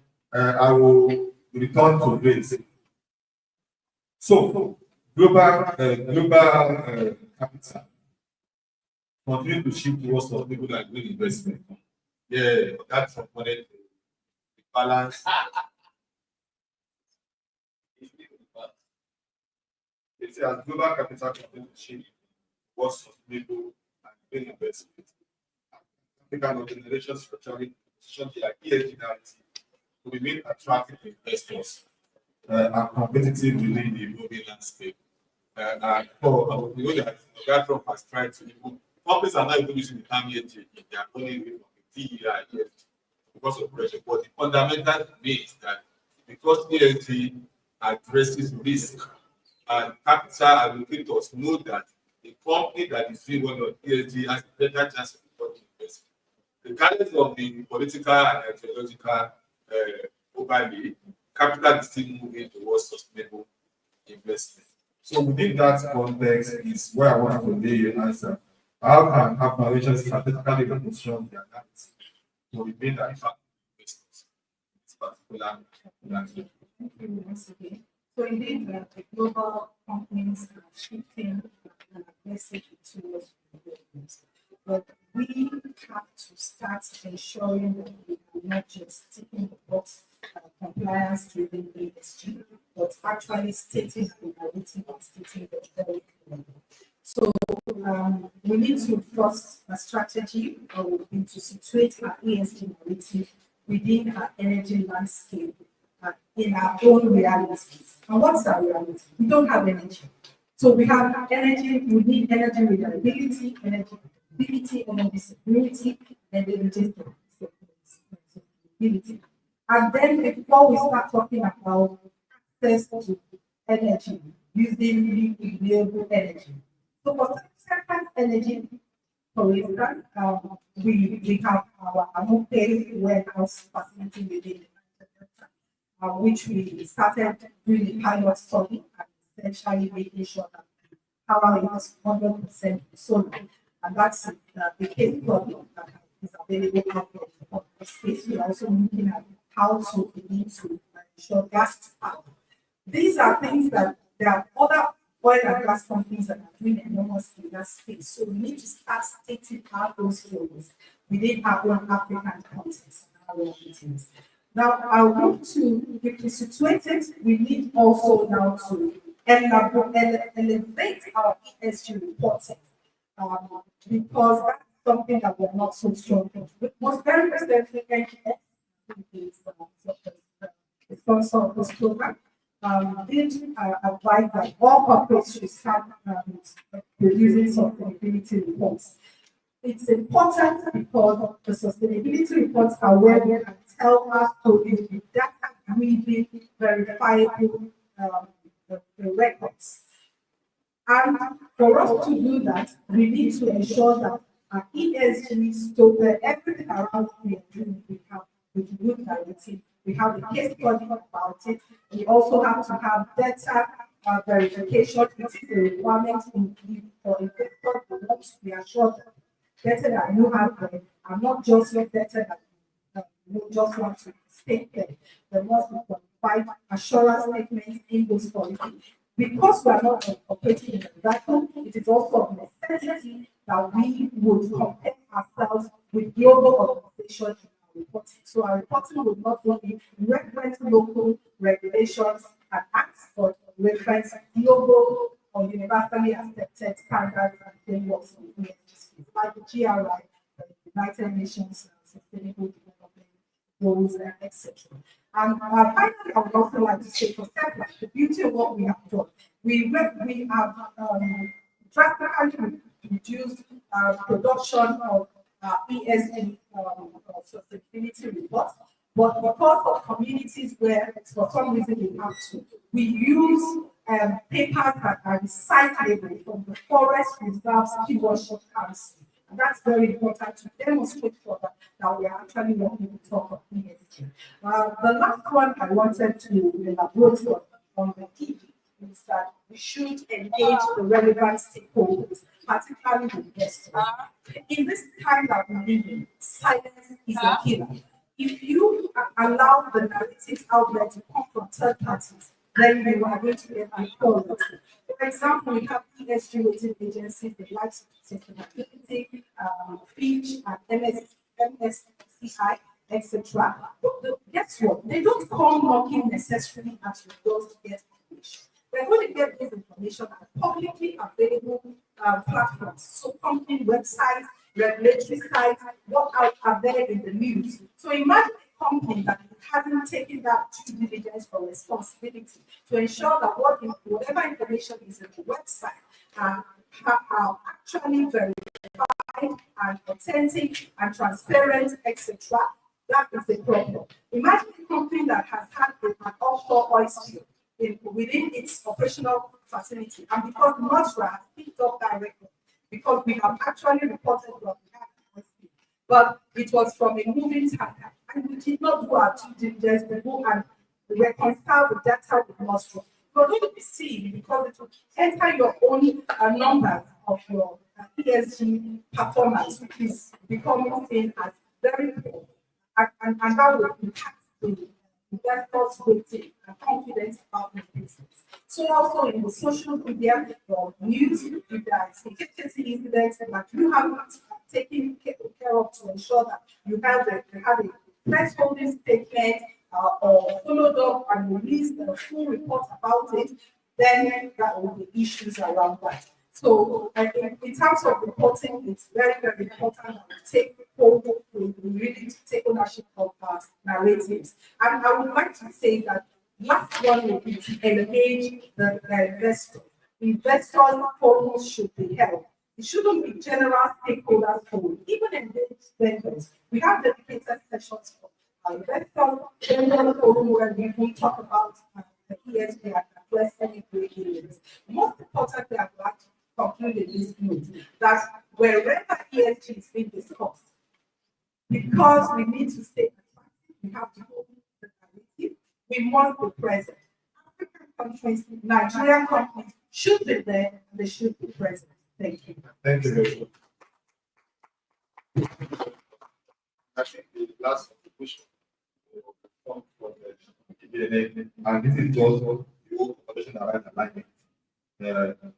How can information drive alignment and accountability to achieve the ESG as performance? You are most appropriate to respond because of the previous input on stakeholders. How do you then ensure that it is alignment and to ensure that the stated ESG goals and sustainability aspirations are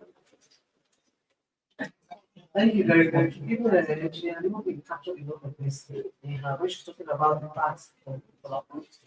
And it's important, like I said earlier on, that to get ESG right, not a standalone responsibility. It's a collective and collaborative responsibility. So it starts with clearly defining, people say about the vision of the mission, the goals, everything should be clear and have ESG. So even at the board, then at the board level, you need to have the subcommittee. Even at that point, normally governance and risk or governance is something that holds responsibility for it. Then in the organization, there's usually one arm of the business that is held responsible for that. Then also, it implements a lot of decision making. You have to have a lot of engagement with your stakeholder, taking risks and a lot of feedback. When you are ensuring you are getting alignment. Also, when you are measuring both reward, measuring responsibility, you have to have targets clearly defined. And it's also important to have those targets aligned to international standards. We talked a lot about ISM and the PRI, the governance standards. So when you have a lot of those things, there's a lot of alignment. Also, we should also bring in incentives, incentives, accountability, where we make these measurements, are they clearly defined in how we measure even how people are performing, also how we perform with our stakeholders. There was also a lot of continuous learning training at all levels. And even when you have this engagement with your stakeholders, you must have a lot of stakeholder engagement, clearly letting them know, because all of them collectively impact on what you do. So in terms of measuring them, everybody must be part of the same one vision, one goal, to ensure that we constantly have this alignment. We also need to invest in data. You get the right tools to help you with measuring data. Then also we have our conventions say, even as a company, we want to do a gap analysis. Where are you? We have to do a gap analysis. We have to do a materiality assessment to know where you are. Because you constantly have to align yourself with global standards. You can't just be on your own, ticking the boxes and say, oh, I have done this sustainability before, I'm doing sustainability. You can even get consultants to know how well can you do it. Because many times you want this endorsement to be able to have access to finance and all of that. You can't just say, this is what I'm doing. Somebody has to also evaluate and check to ensure that your assessment and evaluation of yourself aligns to global standards. I'll just stop here. Thank you very much. And thank you very much for the time is up now. Thank you very much for being this. Pepper is unfortunate we couldn't get after preparing and making itself available for the information. Our time is up, but the way we want to, the message we want to leave with you from this panel, and leave and speaking on behalf of other panelists, is that the whole issue of sustainability goes beyond narrowing it down to the single issue. The question you would want to ask, what is not even about sustainability? Everything is about sustainability, and the sustainability we're talking about is ability to remain viable to generate value over the long period of time. Whether that value is value to shareholders, value to stakeholders, it is still, you still have to remain in a position where your fundamentals are strong enough to continue to generate that value. And when you don't address some of the sustainability related issues, whether from the environment, whether from the social point of view or the governance point of view, your capacity to remain in that state where your fundamentals is strong to create that value, you grossly undermine. You then see you are not resilient, you then face extinction, or at least you are in a very clear state and you will be outcompeted by your rivals and your competitors. So we thank you very much for giving us the opportunity to talk. I hope you have done one or two things of this engagement, and we are happy to at least go for the next.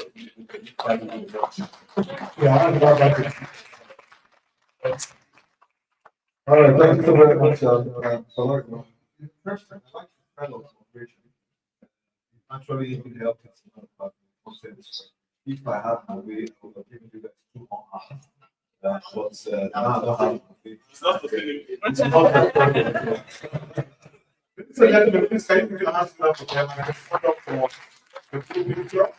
While we will have our plans presented today, I'm going to be inviting Mr. Felix to help present this flag. Please can I have my team just hold on for them to have the first picture. Then you can come in still. Be careful. You can come in still to also have a picture with them.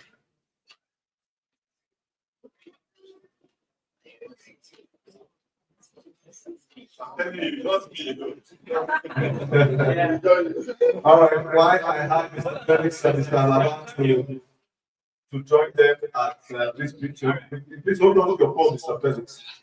I beg you, please kindly hold on to your phones, ladies and gentlemen. There are some people who are here for a different operation. Who may be here for a different operation. Hello, how do you pronounce your company's name? Kowokoni. Is that your Yoruba? Okay, Kowokoni. I bring money here to my house. Okay, I just thought I should hear. All right, are you ready? Panelists, please hold on and to present the plan to you guys for a fantastic job you've done. Immediately after this, we're going to be getting ready for the last panel session. I just want to quickly confirm if my panelists are already in the house. A huge apology to Mr. Kepas. We're so sorry we couldn't actually capture you, so to speak. That itself is due to technical issue. All right, so we have, first and foremost, we have Engineer Lovely Okoye as speaker. So you take that and present it to now. This is not for me to present publicly.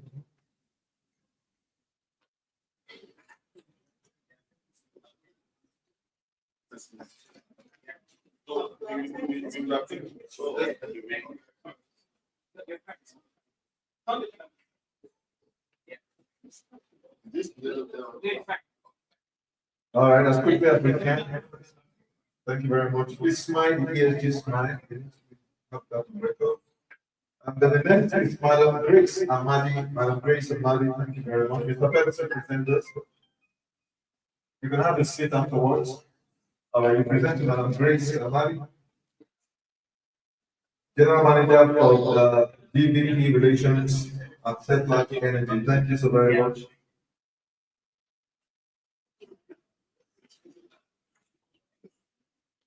All right. All right, and I'm very sure Mr. Pedersen should present this to I think she's also my sister. Ibiene, am I correct? Ibiene Toramo. Okay, all right. So you present it to my senior sister. Go close as a matter of fact. We're proud of you, man. What you're doing at the Energy Training Center.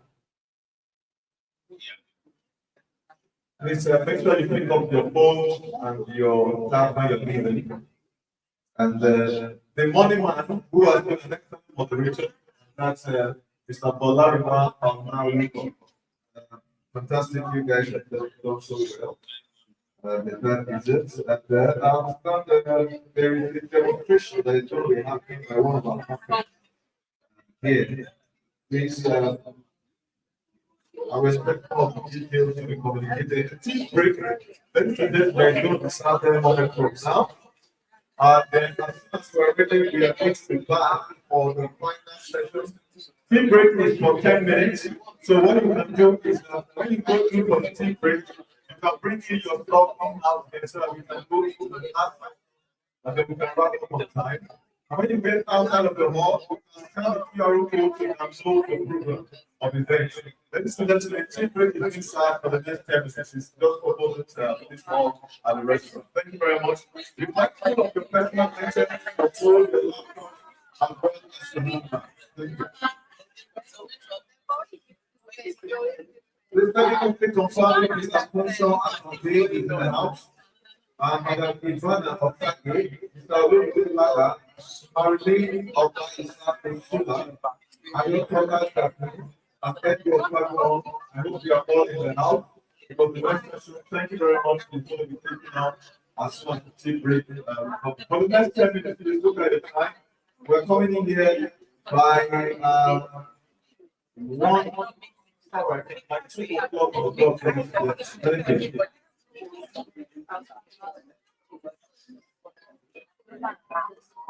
Yeah.